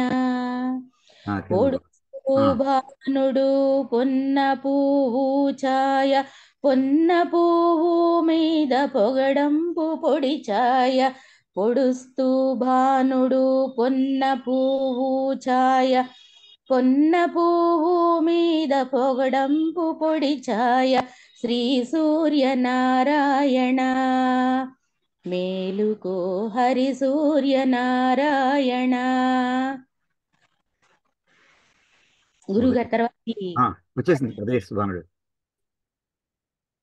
ఉదయిస్తు భానుడు పొడుస్తూ ఉదయిస్తు భానుడు ఉల్లి పువ్వుతో పువ్వు మీద ఉగ్రంపు పొడి ఛాయ, ఉదయిస్తు భానుడు ఉల్లి పువ్వు ఛాయ, ఉల్లి పువ్వు మీద ఉగ్రంపు పొడి ఛాయ, శ్రీ సూర్యనారాయణ మేలుకో హరి సూర్యనారాయణ. గడ్డి యొక్క బాణుడు గడి యొక్క పానుడు గడి ఎక్కి భానుడు కలువ పువ్వు కంబ పువ్వు గడి ఎక్కి భానుడు కంబ పువ్వు ఛాయ, కంబ పువ్వు మీద కాకాని పూచాయ, శ్రీ సూర్యనారాయణ మేలుకో హరి సూర్యనారాయణ. బాగా చెప్పావు, చాలమ్మా. జానకి భానుడు ఇలాగా మిగతా తర్వాత వచ్చినప్పుడు చెప్పిద్దాం ఓ రకంగా. ఇలాగా మనకి ఇందాక నమస్తామ్రాయచ అరుణాయచ అనేటటువంటిది ఏదైతే ఉందో మొత్తం అన్ని ఆ మంత్రంలో రెండే చూపించినా కానీ మనకి మిగతా అన్నీ వస్తుంటాయి. ఇది మామూలుగా వేదానికి మనకి సాహిత్యంలో, తెలుగు సాహిత్యంలో చూసాం. ఆ అమ్మాయి మనకి వరలక్ష్మి వచ్చినప్పుడు మళ్ళీ తాను ప్రాక్టీస్ చేసింది వచ్చినప్పుడు చేయిద్దాం. ఇది కాకుండా అసలు చూడండి, ఇది మన సైన్స్లో వద్దాం. ఇప్పుడు నమస్తామ్రాయచ అరుణాయకి అసలు మనకి సూర్యభగవాన్ అంటే ఏదో కనిపిస్తున్న రంగులే అనుకుంటున్నామండి. కాదండి, ఎన్ని రకాల కిరణాలు వస్తాయో సూర్యభగవాన్ నుంచి. ఇందులో ఆ కిరణాలన్నింటినీ కలిపి ఎలక్ట్రోమాగ్నెటిక్ వేవ్ స్పెక్ట్రమ్ అని అంటారండి సైన్స్లో, ఫిజిక్స్లో. Electromagnetic wave spectrum. ఇందులో కొన్ని కనిపిస్తాయి. ఈ కొన్ని కనిపిస్తాయి. ఇక్కడ చూడండి, మధ్యలో చిన్న గీత విజిబుల్ లైట్ అని పెట్టి చిన్న రెండు గీతల మధ్యలో చూసారా? ఇది మనకి సూర్యభగవాన్ నుంచి మనం చూస్తున్నటువంటి కాంతులండి ఇక్కడ ఉన్నాయి. మిగతావన్నీ కూడా కంటికి కనిపించని రంగులండి. ఇవి కిరణాలు. ఒకటి రేడియో వేవ్స్, అవి తరంగం యొక్క దైర్ఘ్యం పొడుగ్గా ఉంటుంది, అది ఆ రంగు ఇంకా ఊహ. ఆ తర్వాత ఇన్ఫ్రారెడ్ అంటే తరంగం యొక్క పొడుగు తగ్గుతుంది, శక్తి పెరుగుతుందండి, ఇన్ఫ్రారెడ్ అంటారు. దాని తర్వాత మన ఈ ఇందులో వచ్చేటటువంటి అంటే మొట్టమొదటి మన రేడియో వేవ్స్ అంటే ఇప్పుడు రేడియో స్టేషన్ పెట్టామనుకోండి, ఏదో 800 మీటర్ల మీద 800 మీటర్ల మీద చెప్తూ ఉంటాడు. అదే ఇన్ఫ్రారెడ్కి వచ్చేప్పటికి మీకు అది మీకు ఇన్ని వేల తరంగాలు పడుతుంది 1 సెంటీమీటర్లో. ఇది వచ్చేప్పటికి ఇన్ని 30,000 తరంగాలు, 40,000 తరంగాలు. అంతకంటే ఇంకా చిన్నవి ఏమిటంటే, అంటే ఆఖరి మనకి విబ్జిఆర్ అంటారు సరే. ఈ ఇన్ఫ్రారెడ్కి వైపు ఉన్నదేమో ఆర్, యువతల పక్కనే అల్ట్రా వైలెట్ వైపు ఉన్నదేమో వి. ఈ మధ్యలో వస్తాయండి VIBGYOR. ఇక్కడ వస్తాయండి. వై కనిపిస్తోంది, ఓ కనిపిస్తుంది, మనకి ఆర్ కనిపిస్తుంది. ఇది ఇక్కడ ఈ కాస్త రేంజే మనం కళ్ళతో చూసేటటువంటి కిరణాలండి. కంటికి కనిపించనివి సూర్యభగవానుడు రిలీజ్ చేసేటువంటి అనంతకోటి కిరణాలు ఉన్నాయి, వెరైటీ. అల్ట్రా వైలెట్ రేస్ అండి. ఆ వి కంటే ఇంకా చిన్నది అల్ట్రా వైలెట్, దానికంటే ఇంకా చిన్నవి ఎక్స్రేస్, దానికంటే ఇంకా చిన్నవంటే ఏంటి తెలుసునా అండి? 1 సెంటీమీటర్లో 1,000,000 తరంగాలు. ఇంకో దాంట్లో కోటి తరంగాలు పడతాయి 1 సెంటీమీటర్లో. ఆ ఎన్ని తరంగాలు ఎక్కువ పడుతూ ఉంటాయో ఆ కిరణానికి అంత శక్తి ఉండదు, దూసుకుంటూ పోతుంది. ఎక్స్రేలు మామూలుగా ఇప్పుడు మామూలు స్విచ్ వేసి అనుకోండి, టార్చ్ లైట్ మన మీదకి కాదు గోడ మీద వేసామనుకోండి, గోడ దాటి వెళ్ళదు టార్చ్ లైట్. ఎక్స్రే తీస్తే మన మీదకి మనం ఎక్స్రే తీసినప్పుడు మన శరీరంలో ఎముకలు లోంచి వెళ్ళలేదు, ఎముకలు పక్క నుంచి వెళుతుంది, అంటే రక్తం నుంచి వెళ్ళగలవు. కానీ ఎముకలు లోంచి వెళ్ళకపోవడం వలన ఎముకల యొక్క నీడ పడుతుంది మనకి. గామా రేస్కి ఎముకలు కూడా అడ్డం కాదండి, వాటి నుంచి దూసుకుంటూ పోతుందంట. అది ఇంతకంటే ఇంకా ప్రబలమైనటువంటి ఇంకా కిరణాలు ఉన్నాయండి, వాటికి కాస్మిక్ రేస్ అంటారు. ఇవన్నీ కూడా మనకి ఇందాక నమస్తామ్రాయచ అరుణాయచ. ఇక్కడ చెప్పాలంటే ఇగో ఇక్కడ చూడండి, ఈ రంగు తామ్రాయచ అంటే ఇది కొంచెం ఎరుపు రంగు ఎక్కడ వస్తుంటే ఎరుపు తగ్గుతోంది, అది అరుణాయచ అనుకోవచ్చు. ఇది ఒక రకమైనటువంటి పిక్చరైజేషన్. ఇంకో రకం పిక్చరైజేషన్ ఇది చూడండి. ఇదే అంటే విజిబుల్ లైట్ అనేది ఈ చిన్న రేంజ్ అండి, ఇంతే. దాన్ని అనలైజ్ చేస్తే మనకి ఇక్కడ నుంచి విఐబిఆర్ ఇక్కడ వస్తుందండి. Violet, IndiGo, blue, green, yellow, orange, red, ఇదండి. అంటే ఇక్కడ ఈ కాస్తలోనే ఉండే మనకి అనలైజ్ చేయడం కోసం నేను పెద్దది చేసి చూపించాడు అంతే. ఇక్కడ ఆ పైన ఉండేటటువంటి ఇందాక ఇన్ఫ్రారెడ్ చూపించానండి, రేడార్వి, ఇంకా చాలా ఎఫ్ఎం రేడియోస్ అంటుంటారు, రేడియో తరంగాలు, టీవీ తరంగాలు, షార్ట్ వేవ్స్, ఇవన్నీ మిలిటరీలో వాడుతుంటారండి. ఇవన్నీ కాకుండా ఎక్స్రేస్లో కూడా సాఫ్ట్ ఎక్స్రేస్, హార్డ్ ఎక్స్రేస్ అని 2 రకాలు ఉంటాయండి. సాఫ్ట్ ఎక్స్రేస్ అయితే అంటే మన హాస్పిటల్లో పనిచేసేప్పుడు ఎక్స్రే డిపార్ట్మెంట్లో వాళ్ళకి మనకైతే ఓసారి ఇప్పుడు ఏడాదికో 2 ఏళ్ళకో హార్ తీసుకుంటాం. కానీ అక్కడ స్టాఫ్ మెంబర్ పాపం అలా రోజుకి 50 మందికి 60 మంది తీస్తూనే ఉంటాడు. ఈ కిరణాలన్నీ అతనికి అటాక్ చేసే అవకాశం ఉంది. అందుకోసం అతనికి ఒక లెడ్ షీల్డ్ ఇస్తారు, సీసంతో తయారు చేసినటువంటి ఒక కవచం లాంటిది, ఒక బనీన్ అనుకోండి, అది వేసుకోమంటారు. అది క్లిక్ చేసే సమయంలో అది లోపల దాటి వెళ్ళలేవు. అదే హార్డ్ ఎక్స్రేస్ అయితే అది కూడా దూసుకుంటూ వెళ్ళిపోతాయి, ప్రమాదం శరీరానికి. అంచేది అలాంటి కిరణాలు వాళ్ళకి ఏం చేస్తారంటే ఒక కౌంటర్ కూడా బాడీకి అటాచ్ చేస్తారండి. ఇతను రేడియేషన్కి ఇతను ఎక్స్పోజ్ అయ్యాడు కనుక ఇతనికి ఎప్పుడైనా ఇతనికి ఉంటూ బాగుండకపోతే రేడియేషన్ లిమిట్స్ ఉన్నాయి, బాడీ ఎంతవరకు తట్టుకోగలదు. వాడు ఎక్కువ అతని రేంజ్ దాటిపోతుంది, వెంటనే ఆ డిపార్ట్మెంట్ మార్చేయాలి, అతన్ని అక్కడ ఉంచడానికి వీలేదు, ఇంకో ఉద్యోగం పంపించేయాలి, లేదా పెన్షన్ ఇచ్చి పంపించేయాలి అతనికి. లేదా అతని ఆరోగ్యానికి ప్రమాదకరం. అలాగే గామారేస్, ఇవన్నీ ఇది ఇంకొక ఎలక్ట్రోమాగ్నెటిక్ స్పెక్ట్రమ్ ఉండేది. ఈ విజిబుల్ అయితే చిన్నది, ఈ కాస్త రేంజ్కి మనం ఇంత గందరగోళం చేస్తున్నాం మనం. ఇది అంటే నమస్తామ్రాయ చారునాయ అనే మాటకి ఈ 2 రంగులు కాదు, మొత్తం సమస్తమైనటువంటి కిరణాలు తీసుకోవాలి. ఇన్ని కిరణాల యొక్క ప్రసారం చేసేటువంటి శక్తి కలిగినటువంటి వాడు పరమశివుడు. ఆ మాట కోసం ఉండేది. ఇది కాకుండా ఇంకా అయితే వీటిలోనే వీటి రేంజెస్ ఎంతంత ఉంటాయి. ఇందాక చెప్పినటువంటి దాంట్లో ఇక్కడ ఇందాక చెప్పాను కదా, ఇదే అనుకోండి, ఇది అల్ట్రావైలెట్. ఇది కాకుండా ఇక్కడ ఇంకోటి ఉందండి, అది ఉందేమో జస్ట్ చూస్తాను, అది ఉంటే అంటే దీనివల్ల నాకు ఏమిటి ఉపయోగం, నెక్స్ట్ క్వశ్చన్, నాకేమిటి ఉపయోగం అందరూ అడిగే క్వశ్చన్స్లో.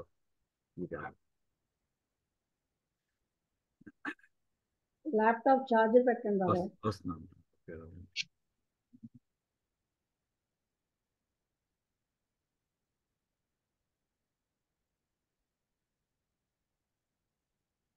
ఇక్కడ చూడండి, ఈ కిరణాల వల్ల ఉపయోగాలు ఏమిటి. మనకి విజిబుల్ లైట్ ఇక్కడ మధ్యలో చూడండి, ఇది విజిబుల్ లైట్. సో మనకి ఆ లైట్ని బట్టి మనం చదువుకోగలుగుతాం, ఈ లోకం అంతా చూడగలుగుతాం. కానీ ఇవతల ఒక రేడియో వేవ్స్ చూడండి, రేడియో వేవ్స్ తరంగాలు ఏంటంటే యూజ్డ్, ఇందాక చెప్పాను, ఇందులో ఉన్నటువంటి శివుని యొక్క పరమశివుని యొక్క వైభవాన్ని వర్ణిస్తూనే మనకి అనుగ్రహదాయకములు, మనకు ఉపయోగించేటటువంటి లక్షణం ఏదో రకంగా రూపంలో మన సహాయం పడడానికి ప్రయత్నం చేస్తాడు ఆయన. Radio waves it use to broadcast radio and television. ఈవేళ ప్రపంచం అంతా ఎంత చిన్నది అయిపోయిందండి మనకి. అసలు 50 ఏళ్ల క్రితం వార్తల కోసం పల్లెటూళ్ళలో అయితే పంచాయతీ బోర్డు వాళ్ళు ఒక్క రేడియో ఉండేది. సాయంకాలం 6 గంటలంటే ఊరంతా అక్కడ వచ్చి కూర్చునేవాడు వార్తలు వినడానికి 1960లో. ఈవేళ క్షణక్షణం అనే వార్తలు తరంగాలు తన్నుకుంటూ వచ్చేస్తున్నాయి మనకి. ఇది రేడియో అంటే మొత్తం ఎలా చేయాలో అంత రేడియో స్టేషన్ కానీ టీవీ స్టేషన్ కానీ ఇవన్నీ తయారయ్యాయండి. మైక్రోవేవ్స్ ఉన్నాయి, used in cooking, radar, telephone and other signals. అంటే ఈ తరంగాలు చూడండి, తరంగాల్లో కూడా ఇక్కడ తరంగం యొక్క వెడల్పు చాలా ఎక్కువగా ఉంది, అంటే దీని శక్తి తక్కువ. ఈ చివరకు చూడండి చాలా దగ్గరగా నొక్కేసి ఉంది, అంటే ఎక్కువ తరంగా గామారేస్ అని 1 సెంటీమీటర్లు, ఇక్కడ చిన్నవి 5 10 వేసాడు అంతే ఇక్కడ. కానీ సెంటీమీటర్లో కోట్ల తరంగాలు పడతాయండి, కోట్లు. అలాగే ఎక్స్రేస్ ఉన్నాయనుకోండి, దీని ప్రయోజనం ఏంటి, గామారేస్ అంతా used in medicine for killing cancer పేషెంట్స్కి గామారేస్ వాడతారండి. ఎక్స్రేస్కి అందరికీ తెలుస్తుంది ఇది. Ultraviolet it is observed in the skin, used in fluorescent tube, మన ట్యూబ్ లైట్లో వాడేటటువంటి అల్ట్రావైలెట్. విజిబుల్ లైటింగ్ చెప్పక్కర్లేదు. ఇటువంటి మనకి ఇన్ఫ్రారెడ్ అయితే transmit heat from sun fires radiators. ఇలాగ ప్రతి కిరణము కూడా ఒక్కొక్క వినియోగం, కంటికి కనిపించే వాటికే వినియోగం కాదండి, కంటికి కనిపించని వాటికి కూడా విస్తృతమైనటువంటి వినియోగాలు ఉన్నాయి. అంటే పరమశివుని యొక్క కిరణాలు ఏమని సూర్యగోళం అన్నీ వస్తాయండి. మనకి కాంతి 7 రంగులే రావడం కాదు, మొత్తం అన్ని రంగులు అన్ని కిరణాలు వస్తుంటాయి. ఇక్కడ మన టెస్ట్ పెట్టుకుని మనకి ల్యాబ్లో మనకి కూర్చుంటే అన్ని రకాల కౌంటర్స్ పనిచేస్తుంటాయి. ఈ రకంగా కిరణ రూపుడు అని చెప్పడానికి నమస్తామ్రాయ చారుణాయ చ అనేటటువంటి మాట మనకి అందుకు ఉపయోగిస్తుందండి. అది అయిన తర్వాత దానికే ఇందాక చెప్పినటువంటిది ఇది. అయితే నమస్తామ్రాయ చారుణ తర్వాత పదం ఏంటండి, నమ శంగాయ చ పశుపతయే చ అనండి. శంగాయ చ దీని భాష్యం అంటే వెనకాల వెళ్ళాలండి, ఒకసారి వెనక్కి వెళదాం ఆ లైన్ కోసం, భాష్యం కోసం చూడాలి. ఇక్కడ చూడండి, ఇక్కడ ఇచ్చాడు. ఇందాక నమస్తామ్రాయ చ అరుణాయ చ, మరి ఇక్కడ నమ శంగాయ చ పశుపతయే చ. ఈ వాక్యాన్ని భాష్యం ఏం రాస్తున్నాడు? శం శంగాయ అంటే శం సుఖం గమయతి ప్రాపయతి ఇది శంగ. సుఖాన్ని పొందేట్లా చేస్తాడండి ఆయన, సుఖమును పొందిస్తాడు అంటే సుఖాన్ని ఇస్తాడు అని అర్థం. తర్వాత పశుపతి అంటే పశూనాం పాలయిత పశుపతి, పశుపతి అంటే పశువులు అంటే జంతువులు అనుకుందాం మామూలుగా, జంతువులన్నింటినీ వాటిని పరిపాలించువాడు. ఏమంటే మనం పాలేరు అంటూ ఉంటామండి, పాలేరు అనే మాట పాలయిత నుంచి వచ్చిందేమో. పశువునాం పాలయిత అయితే మనందరం పశువుల కింద లెక్కండి. అయితే జీవులు అని అర్థం వస్తుంది. పశువులు అంటే జీవులు అంటే ఏమిటంటే, పశువులు అంటే అవతల వాళ్ళు పరాధీనమైనటువంటి వాళ్ళు, సొంతంగా ఏ పని చేసుకోలేక అవతల వాళ్ళు దగ్గర గడ్డేస్తే ఆ గడ్డి తింటూ ఉంటాయి. అవి చేయగలిగిన ఏంటంటే పాలిస్తూ ఉంటాయి, పాలు ఇవ్వగలిగితే, లేదా పొలంలో పనిచేస్తూ ఉంటాయి. ఇలాగా ఆ యజమాని వేసేటటువంటి ఆ దాణా ఇస్తూ ఉంటే అతనికి ఏవో యథాశక్తి అవి కృషి చేస్తూ ఉంటాయి. మన జీవితాలు కూడా అటువంటివి ఏంటండి. మనకి పోషణ ఇచ్చేటటువంటి పరమశివుడు, ఆయన మనం చేయగలిగింది ఏముంది? అది ఎడ్లయితే కనీసం పని అయినా చేస్తున్నాయి, ఆవులు పాలు ఇస్తున్నాయి, మనం ఏం చేయగలం అసలు? ఉపయోగించే పని ప్రపంచానికి ఏమైనా చేస్తున్నాం అసలు? చేస్తే మనం సరి అయినటువంటి పశువులు అవుతామండి. పశువునాం పాలయిత. అలాగే ఇక్కడ కూడా భట్టభాస్కర భాషలో కూడా శంగాయ అంటే శం సుఖం గమయతి ఇది శంగ. అంటే సుఖాయమానానం సుఖయిత, సుఖాన్ని కావాలనుకునేటటువంటి సుఖాయమానాన్ని, సుఖాన్ని కోరుకునే సుఖయిత, సుఖాన్ని ఇస్తుంటాడు. సుఖస్యైవ ఉత్పాదయిత తస్మై నమః. సుఖాన్ని ఉత్పాదన చేసి, సుఖం ఏ చేస్తే సుఖం ఈ వ్యక్తికి కలుగుతుందో ఆ పని ఆయన చేసి పెడతాడు పాపం అని చెప్పి. పశుపతయే చ పశూనాం స్వామిని భయహేతుభ్య పాప రోగ చోరాదిభ్య రక్షిత్రి. అంటే మనకి పశుపతి అంటే మనకి రక్షణ. యజమాని ఉన్నాడు, యజమాని అంటే ఆయన అన్ని చూసుకుంటాడు, అన్ని చూసుకుంటే మనకి రక్షణ చేస్తాడు. ఎక్కడే మనకేం చేస్తాడట? పాపాల నుంచి రక్షిస్తాడు, రోగాల నుంచి రక్షిస్తాడు, దొంగల నుంచి రక్షిస్తాడు, ఇంకా ఇలాంటి ప్రమాదాలు ఏవైతే ఆ ప్రమాదాలన్నింటి నుంచి రక్షిస్తాడు. కనుక ఆయనకి పశుపతి అని ఒక పేరుంది. తర్వాత ఈ మాటకి ఇప్పుడు మనం ఇది చూసి ఈ భాష్యం చూసామండి. దీనికి ఇక్కడ మనకి చూసేసాం కదా. అయితే మనకి ఎక్కడెక్కడ ఆయన రక్షిస్తాడు, ఆయన దగ్గర రక్షణ ఇస్తాడని పశుపతి అంటేను మనకి మహాన్యాసం వస్తుంది చూడండి. పూర్వే పశుపతి అంటే రక్షణ ఎక్కడెక్కడ ఇస్తాడంటే, పూర్వే పశుపతి పాతు, దక్షిణే పాతు శంకర, పశ్చిమే పాతు విశ్వేశో నీలకంఠస్తథోత్తరే, ఈశాన్యాం పాతు మే శర్వో హ్యాగ్నేయ్యాం పార్వతీపతి, నైరుత్యాం పాతు మే రుద్రో వాయవ్యాం నీలలోహిత, ఊర్ధ్వే త్రిలోచన పాతు అధరాయాం మహేశ్వర, ఏతాభ్యో దశ దిగ్భ్యస్తు సర్వతః పాతు శంకర. మనకి నమ్మకం, మనకి మహాన్యాసం ప్రారంభిస్తేనే ముందర పంచాంగ మనకి మొట్టమొదట 5 దిక్కుల్లోనూ ఉండేటటువంటి పరమశివుని మనకి చెప్పిన తర్వాత ఆఖరిని ఈ శ్లోకం చెప్తారండి. పూర్వే పశుపతి పాతు. సరిగ్గా పశుపతిని ఇప్పుడే చూసామండి. తూర్పు వైపుని పశుపతి అని నామధేయం కలిగినటువంటి శివుడు రక్షించుగాక, రక్షిస్తాడు గాక. దక్షిణే 4 దిక్కులు కూడా, దక్షిణ వైపుని శంకరుడు రక్షించుగాక, పశ్చిమ వైపుని విశ్వేశ్వరుడు, నీలకంఠుడు ఉత్తరం వైపుని, ఈశాన్యం దిక్కు అంటే ఇంకా 4 ప్రధాన దిక్కులు అయిపోయి 4 ఇంకా విదిక్కులు వస్తాయండి. ఈశాన్యం వైపుని శరువుడు, ఆగ్నేయంలో పార్వతీపతి, నైరుత్యం రుద్రుడు, వాయువ్యంలో నీలలోహితుడు.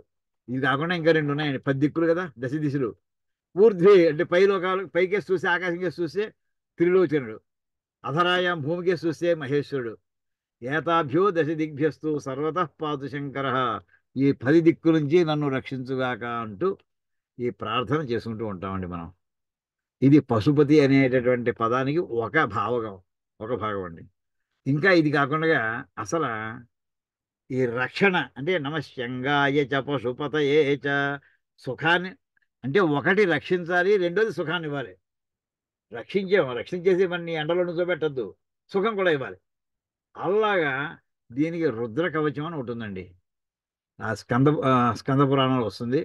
ఆ స్కంద పురాణంలో వచ్చేటువంటి దాంట్లో ఇక్కడ ఆయన పరమేశ్వరుడు నా శరీరంలో ఏ భాగాల్లో ఉండి ఏ విధంగా రక్షించాలి అక్కడ వస్తుంది. రుద్రో మే చాగ్రత పాతు పాతు పార్శ్వో హరస్తథా శిరోమే ఈశ్వర్ అంటే రుద్రుడు నా ఎదురుకుండా ఉండుగాక, నా పక్కన హరుడు ఉండుగాక. ఇవన్నీ కూడా శివనామధేయాలే. అంటే ఆ పక్కన శివుడు ఉండుగాక, ఈ పక్కన శివుడు ఉండుగాక, ముందుగా ఉండుగాక, వెనకాల ఉండుగాక, శిరస్మి ఉండుగాక, లలాటం ఉండు. శిరోమే ఈశ్వర పాతు లలాటం నీలలోహిత. నా శిరస్సుని ఈశ్వరుడు రక్షించగాక, లలాటాన్ని నీలలోహితుడు రక్షించగాక. నేత్రయోస్త్ర్యంబక పాతు ముఖం పాతు మహేశ్వర. నా కళ్ళు త్ర్యంబకుడు రక్షించగాక, నా నోటిని మహేశ్వరుడు రక్షించగాక. కర్ణయో పాతు మే శంభు నా చెవులను రక్షించుగాక. నాసికాయాం సదాశివ, నా నాసికలో సదాశివుడు ఉండుగాక. వాగీశ పాతు మే జిహ్వాం, వాగీశ్వరుడు అయినటువంటి అతని శివుడు నా నాలుకని రక్షించుగాక. ఓష్ఠౌ పాతు అంబికాపతి, నా పెదవుల్ని అంబికాపతి రక్షించుగాక. శ్రీకంఠ పాతు మే గ్రీవాం, శ్రీకంఠుడు నా మెడను రక్షించుగాక. బాహో చైవ పినాకధృత, ధనుస్సు పట్టుకునేటటువంటి శివుడు నా బాహువులు రక్షించుగాక. హృదయం మే మహాదేవ ఈశ్వరో స్తనాంతరం, హృదయాన్ని మహాదేవుడు, నా మధ్యలో వక్షస్థలాన్ని ఈశ్వరుడు. నాభిం కటించ వక్షశ్చ పాతు సర్వం ఉమాపతి, నా నాభి ప్రదేశాన్ని, కటి ప్రదేశాన్ని, వక్షస్థలాన్ని ఉమాపతి రక్షించగాక. బాహుమధ్యాంతరం చేయవ, బాహువుల మధ్యలో ఉన్నదాన్ని సూక్ష్మ రూప సదాశివ, చాలా చిన్న రూపంలో ఉండేటటువంటి సదాశివుడు కూడా రక్షించుగాక. సర్వం రక్షతి మే శర్వో యా గాత్రాన్ని చ యథాక్రమం. స్వరం రక్షతి మే మేశ్వర అంటే స్వరాన్ని, నా నాలోంచి వచ్చే మాట ఏదైతే దాన్ని ఈశ్వరుడు రక్షించుగాక. గాత్రాన్ని యథాక్రమం, నా శరీరం అవయవాలన్నింటినీ కూడా ఆ పద్ధతి చెప్పిన విధంగా ఆయన శివుడు రక్షిస్తుండగాక. వజ్రించ శక్తి సంచైవ పాశాంకుశధరం తథా, ఆయన ఆయుధాలు ఏం పట్టుకుని ఉండాలి ఇవన్నీ రక్షించాలంటే? వజ్రం, శక్తి, పాశం, అంకుశం, గండశూలధరాన్నిత్యం రక్షతో త్రదశేశ్వర. ప్రస్థానేషు పదే చైవ వృక్షమూలే నదీతటే సంధ్యాయాం రాజభవనే విరూపాక్షస్తు పాతు మాం. ఏదైనా ఊరు ప్రయాణం చేసి నడిచి ఉంటూ వెళుతున్నట్టే ఆ అడుగడుక్కి నన్ను ఎవరన్నా ఇబ్బంది పెట్టచ్చు, ఓ తేలు కొట్టచ్చు, పాము కరవచ్చు, ఏదైనా చేయొచ్చు. అలా ప్రతి పదంలోనూ కూడా ఆయన వృక్షమూలే, చెట్ల కింద కూర్చోవచ్చు ఎక్కడికి కాసేపు విశ్రాంతి కోసం, లేదా నదీ తటంలో కూర్చోవచ్చు, ఆ సంధ్యాకాలంలో కావచ్చు, అది రాజభవన్లో ప్రవేశించవచ్చు. అక్కడ ఎవరున్నా సరే నన్ను పరమశివుడు రక్షిస్తూ ఉండుగాక. శీతోష్ణాదశ కాలేషు తుహిన ద్రుమకంటకే, శీతాకాలంలో కానీ, ఉష్ణాకాలంలో కానీ, వేసవికాలంలో కానీ, తుహిన ద్రుమకంటకే, ముళ్ళున్న చోట, ముళ్ళు లేని చోట, చెట్లు ఇలాంటి అన్ని చోట్ల, నిర్మనుష్యే, మనుషులు లేని చోట, అలాంటివి ఒకటి కొన్ని ప్రదేశాలు. బీచ్కి వెళ్ళేవారు ఎవరు ఉండడం, భయం వేస్తుంది అక్కడ. సమయ మార్గే పాహిమాం వృషభధ్వజ, నా మార్గంలో మొత్తం అంతటా కూడా ఓ పరమశివ నన్ను రక్షించోయా అని చెప్పి, నమశంగాయ చ పశుపతయే చ అనేటటువంటి మంత్రానికి భాష్యంలో చెప్పిన ప్రకారం ఇంకొంచెం లోతుల్లో పెడితే మనకి పురాణాల్లో ఇచ్చినటువంటి వాక్యాలు ఎలా ఉన్నాయి, మహాన్యాసంలో ఇచ్చిన వాక్యాలు ఎలా ఉన్నాయి, అవన్నీ చూసుకున్నామండి. ఈ రకంగా దీన్ని ఏమంటారంటే రుద్ర కవచం అని అంటారండి. రుద్ర కవచం ఇది ఎక్కడ వస్తుందంటే స్కంద పురాణంలో వస్తుంది.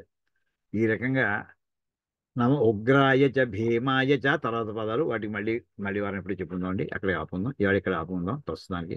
ఓం కాయేన వాచ మనసేంద్రియైర్వా బుద్ధ్యాత్మనా వా ప్రకృతే స్వభావాత్ కరోమి యద్యత్ సకలం పరస్మై నారాయణాయేతి సమర్పయామి. హరి ఓం తత్సత్. బ్రహ్మార్పణమస్తు. శ్రీ సీతారామార్పణమస్తు. ఓం తత్సత్.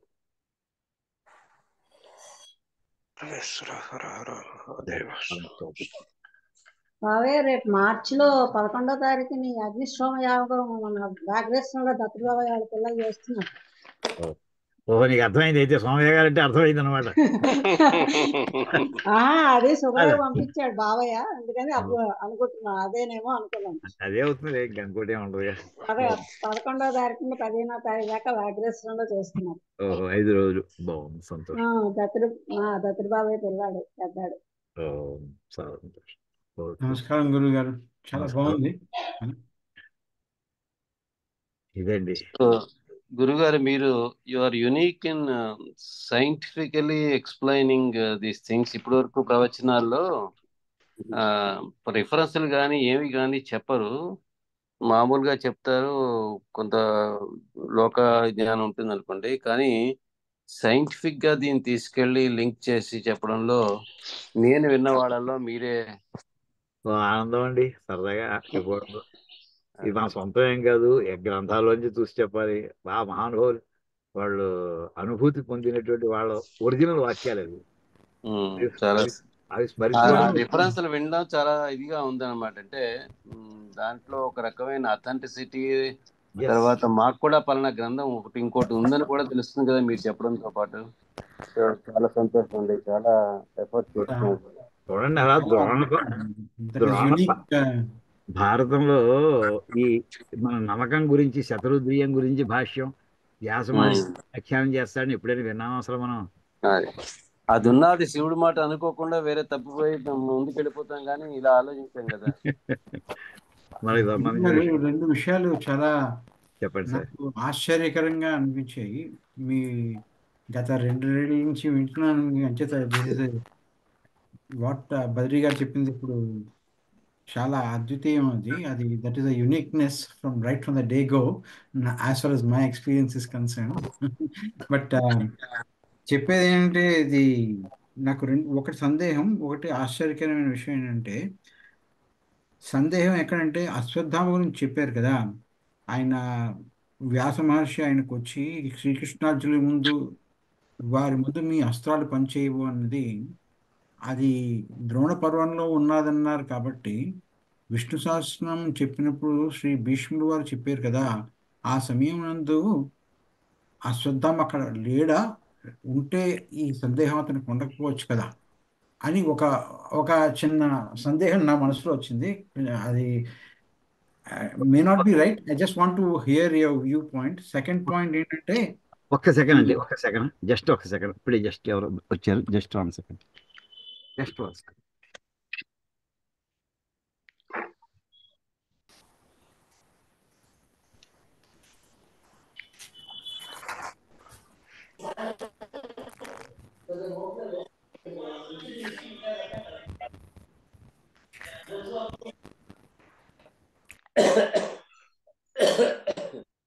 అంటే ఇక్కడ ముఖ్యమైన విషయం ఏంటంటే, మహాజ్ఞానుడు ఇప్పుడు ఈ రోజుకి కూడా శివుడు వైష్ణవు అనే సెపరేషన్ పురాణాలన్నీ కూడా చెప్తున్నాయి. ఎక్కడ పడితే ఇక్కడ శివుడు చెప్పిన దగ్గర విష్ణు గురించి చెప్పారు, విష్ణు చెప్పింది శివుడు చెప్పారు అనే విషయాన్ని చాలా మంది అవగాహన చేసుకోలేకపోతున్నారు, చాలా పెద్దవాళ్ళు కూడా.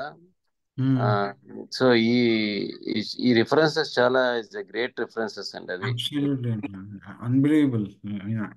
గురువు గారు ఎక్కడి నుంచి తీసుకొచ్చి మన కోసం ప్రేమతోటి మనకు వివరిస్తున్నారు అన్నది చాలా చాలా. ఇప్పుడు మనకి భగవద్గీతలో ఉన్న వాక్యమే అది కృష్ణ పరమాత్మ. మన వైష్ణవుల శివులా చూసిన వైష్ణవులో పరమ వైష్ణవ అగ్రేసుడు ఆయన, అంతే కదా. సినిమా అంటే ఆయన ఏ మాట అన్నాడో ఈతల పక్కన శివుడు అదే మాట అంటాడు, అది విశేషం. అదే ఇద్దరు ఒకటే మాట. అదే ఆ చెప్పే మధ్యలో రిఫరెన్స్ చెప్పిన వ్యాస మహర్షి, బట్ ఇంకో వాడు చూడండి. నమస్కారం. నమస్కారం. ఇవాళ చాలా గొప్ప విషయం చెప్పారు, శతరుద్రీయం గురించి చెప్పారు. అది మహాభారతంలో వెంటనే నేను చూసుకుంటే ఉంది కదా. మన సంస్కృతంలో ఎలా చెప్పారో కవిత్రే భారతంలో కూడా వారు ఆల్మోస్ట్ అదే పద్ధతిని అనుసరించి చాలా చక్కగా వివరించారు. అది సంస్కృత ద్రోణ పర్వంలో చిట్ట చివరి పర్వంలో ఆఖరి అధ్యాయం అండి, ఆఖరి అధ్యాయంలో వారు అదే ఆల్మోస్ట్ సమన్వయం చేశారు. కాకపోతే మీరు చెప్పినట్టుగా ఏంటంటే ఆ అన్వయాన్ని తీసుకురాలేదు, కానీ దాని అర్థాన్ని మాత్రం చక్కగా తీసుకొచ్చారు. చాలా బాగుంది. నేను కొంచెం డీప్ గా చదవాలి. చూడండి, అది మీరు దానికి వీలైతే సంస్కృత భారతం కూడా పక్కన పెట్టుకోండి, సంపాదించండి. పెట్టుకోవాలి, ఉందండి నా దగ్గర ఉంది. ఉంటే దానివల్ల ఏమవుతుందంటే మీకు ఉపయోగం. ఎస్, సంస్కృత భారతంలో అయితే మనకి ఒరిజినల్ టెక్స్ట్ అది సాక్షాత్ ఏంటంటే రాసిన ఆయనే చెప్పిన ఆయన. అవును, భారతం రాసిన ఆయన ఈ ఘట్టంలో ఇన్వాల్వ్ అయిపోయిన వ్యాస మహర్షి, నేను ఇదే చెప్పాను రాబాయ్, అదే నేను రాశానంటాడు ఆయన. చాలా గొప్ప విషయం అదొకటి. రెండోది ఏంటంటే, ఇవాళ మీరు స్పెక్ట్రోస్కోపీలో ఉన్నటువంటి మొత్తం వేవ్స్ తాలూకు లెంగ్త్ అంతా కూడా మన ఇద్దరం చదువుకున్న న్యూక్లియర్ ఫిజిక్స్ మన తల్లిని గుర్తు చేశారు. నేను ఎంఎస్సీ స్పెక్ట్రోస్కోపీ, న్యూక్లియర్ ఫిజిక్స్ లో స్పెక్ట్రోస్కోపీ. అప్పుడు అర్థం కాని విషయం ఇప్పుడు అర్థమైంది. ఇంకా ఎంత షార్ట్ వేవ్ లెంగ్త్ రీజియన్ చూడండి అది. అంటే సూర్యుడు ఇన్ని రకాలుగా మనకి ప్రేరేపణ కలిగిస్తాడు, దానికి అందరికీ శివుడు దాని వెనకాల ప్రేరేపకుడు అని చెప్పేసి తెలియడం అన్వయం చాలా బాగుందండి, చాలా బాగా చెప్పారు. మామూలుగా మనకి ఏదో విజిబుల్ లైట్ 7 కలర్స్ ఇవే మనకి సూర్య భగవాన్ అనుకుంటాం, కాదండి. ఇంకా అన్ని కిరణాలు ఆయన దగ్గర నుంచి వస్తున్నాయి మనకి. మనకి స్పెక్ట్రోమీటర్స్ పెట్టినా మీరు గైగో అన్ని మీటర్స్ అని పెడితే అన్ని కౌంటర్స్ అని టకటగా చూపిస్తాయి ఇవి. జిఎం ఇంకా counters GM GM counter counters అనేది చూపిస్తుంటాయి. అన్ని చూపిస్తాయి. అవి అయితే అన్ని కిరణాలు కూడా ఉపయోగంగా ఉన్నాయి. అది అంచేత ఆయన శంగాయ అనే మాటకి అక్కడ అవతల వాడికి ఆయన ఒకటి రక్షణ కల్పించడం, రెండోది రక్షణ కల్పించాక వాడు సుఖాన్ని కల్పించడం. రెండు ఆస్పెక్ట్స్. రక్షణ కల్పించడం అంటే ఏదో అందరూ పట్టుకొచ్చి గదిలో పెట్టేసి తాళం వేసి వాడు భోజనం పొద్దున సాయంకాలం పెట్టేస్తున్నారు, సరిపోదు, హ్యాపీగా ఉంటున్నాం. అలాగే రెండు రకాల ఆస్పెక్ట్స్ రెండు కూడా కలిపే మంత్రం అది. అది మనకి ఇందులో కనిపిస్తుంది. పూర్వే పశుపతి పాతు దక్షిణ, అక్కడ పశుపతి అనే పదం వాడాం.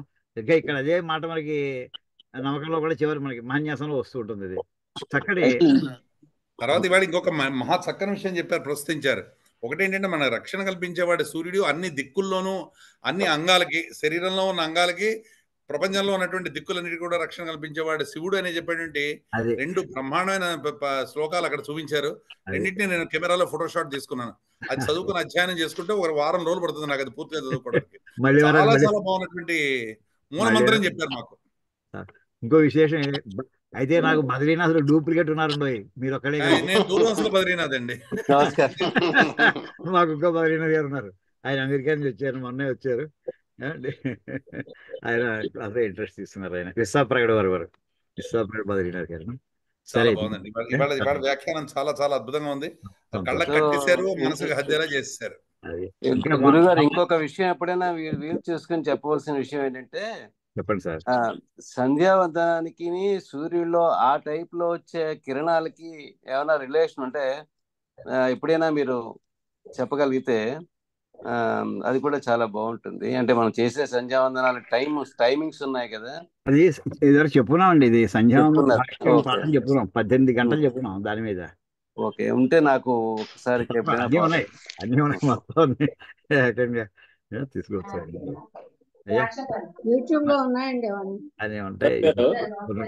సరే అయితే సత్యనారాయణ చెప్పబోయా.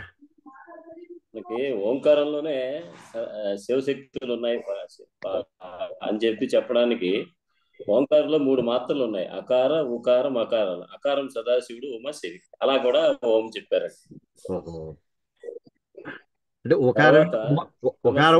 అంటే నమ సోమస్య సూర్యస్య సర్వలింగ ఆ ప్లస్ ఊ ప్లస్ మా ఓం కదా. అవును, ఓంకారంలో 3 మాత్రలు ఉన్నాయండి. అకారం సదాశివుడు, ఆ ప్లస్ ఉమా, ఉమా అమ్మవారు, అది శివశక్తులు. సరే, తర్వాత ఆ ఓంకారం ఏమో హీస్థితే లక్ష్మీశ్చపత్నం ఉన్నప్పుడు అక్కడ ఓము, హ్రీము, శ్రీము చెప్పారు, అది దానికి వస్తుంది. తర్వాత నమ సోమస్య సూర్యస్య సర్వలింగ స్థాప్యత అన్నప్పుడు కూడా సోమ వచ్చింది. మహాలో మనం ఒకటి రెండు తీసుకున్నాం. ఎన్ని వేల సార్లు వచ్చాయో ఈ పదాలు ఒకటి రెండు తీసుకున్నాం అంతే. అన్ని తీసుకోలేము, సాధ్యం కథ నడుస్తూ ఉండాలి కదా ఆ రకంగా. సరే, అది చాలా చెప్పుకుందాం, అన్ని వస్తాయి. గురుగారు లాస్ట్ టైం ఒక చిన్న వినపం చేశాము. ఆ ఫ్లో చార్ట్ ఇవాళ వేశారు చూసారా, అది వేస్తానండి. అంటే మొన్న వాట్సాప్ లో పెట్టండి సరిపోతుందండి. మన గ్రూప్ లో పెట్టేస్తే అది ఒకటి చాలా సంక్షిప్తంగా మాకు డైరెక్షన్ కనిపిస్తుంది దాంట్లో. నమశివాయ అనేటువంటిది ఎక్కడ వచ్చింది అనేటువంటి హైలైట్ చేసుకున్నాం. ఎంత బాగుందో. ఏకాదశి వృద్ధి కావాలండి, ఏకాదశి వృద్ధి చార్ట్ కొంచెం పంపించండి, బాగుంది. అలా ఏ చాట్ ఆ చాట్ పంపిద్దాం. మా పుస్తకం తీసుకోండి, చివరికి చిన్న అడ్వర్టైజ్మెంట్ మా పుస్తకాలు తీసుకోండి. గురుగారు, శివుని యొక్క ఇంకో నామం గుర్తు వస్తుంది. ఏమిటది? తస్కరాయ. తస్కరా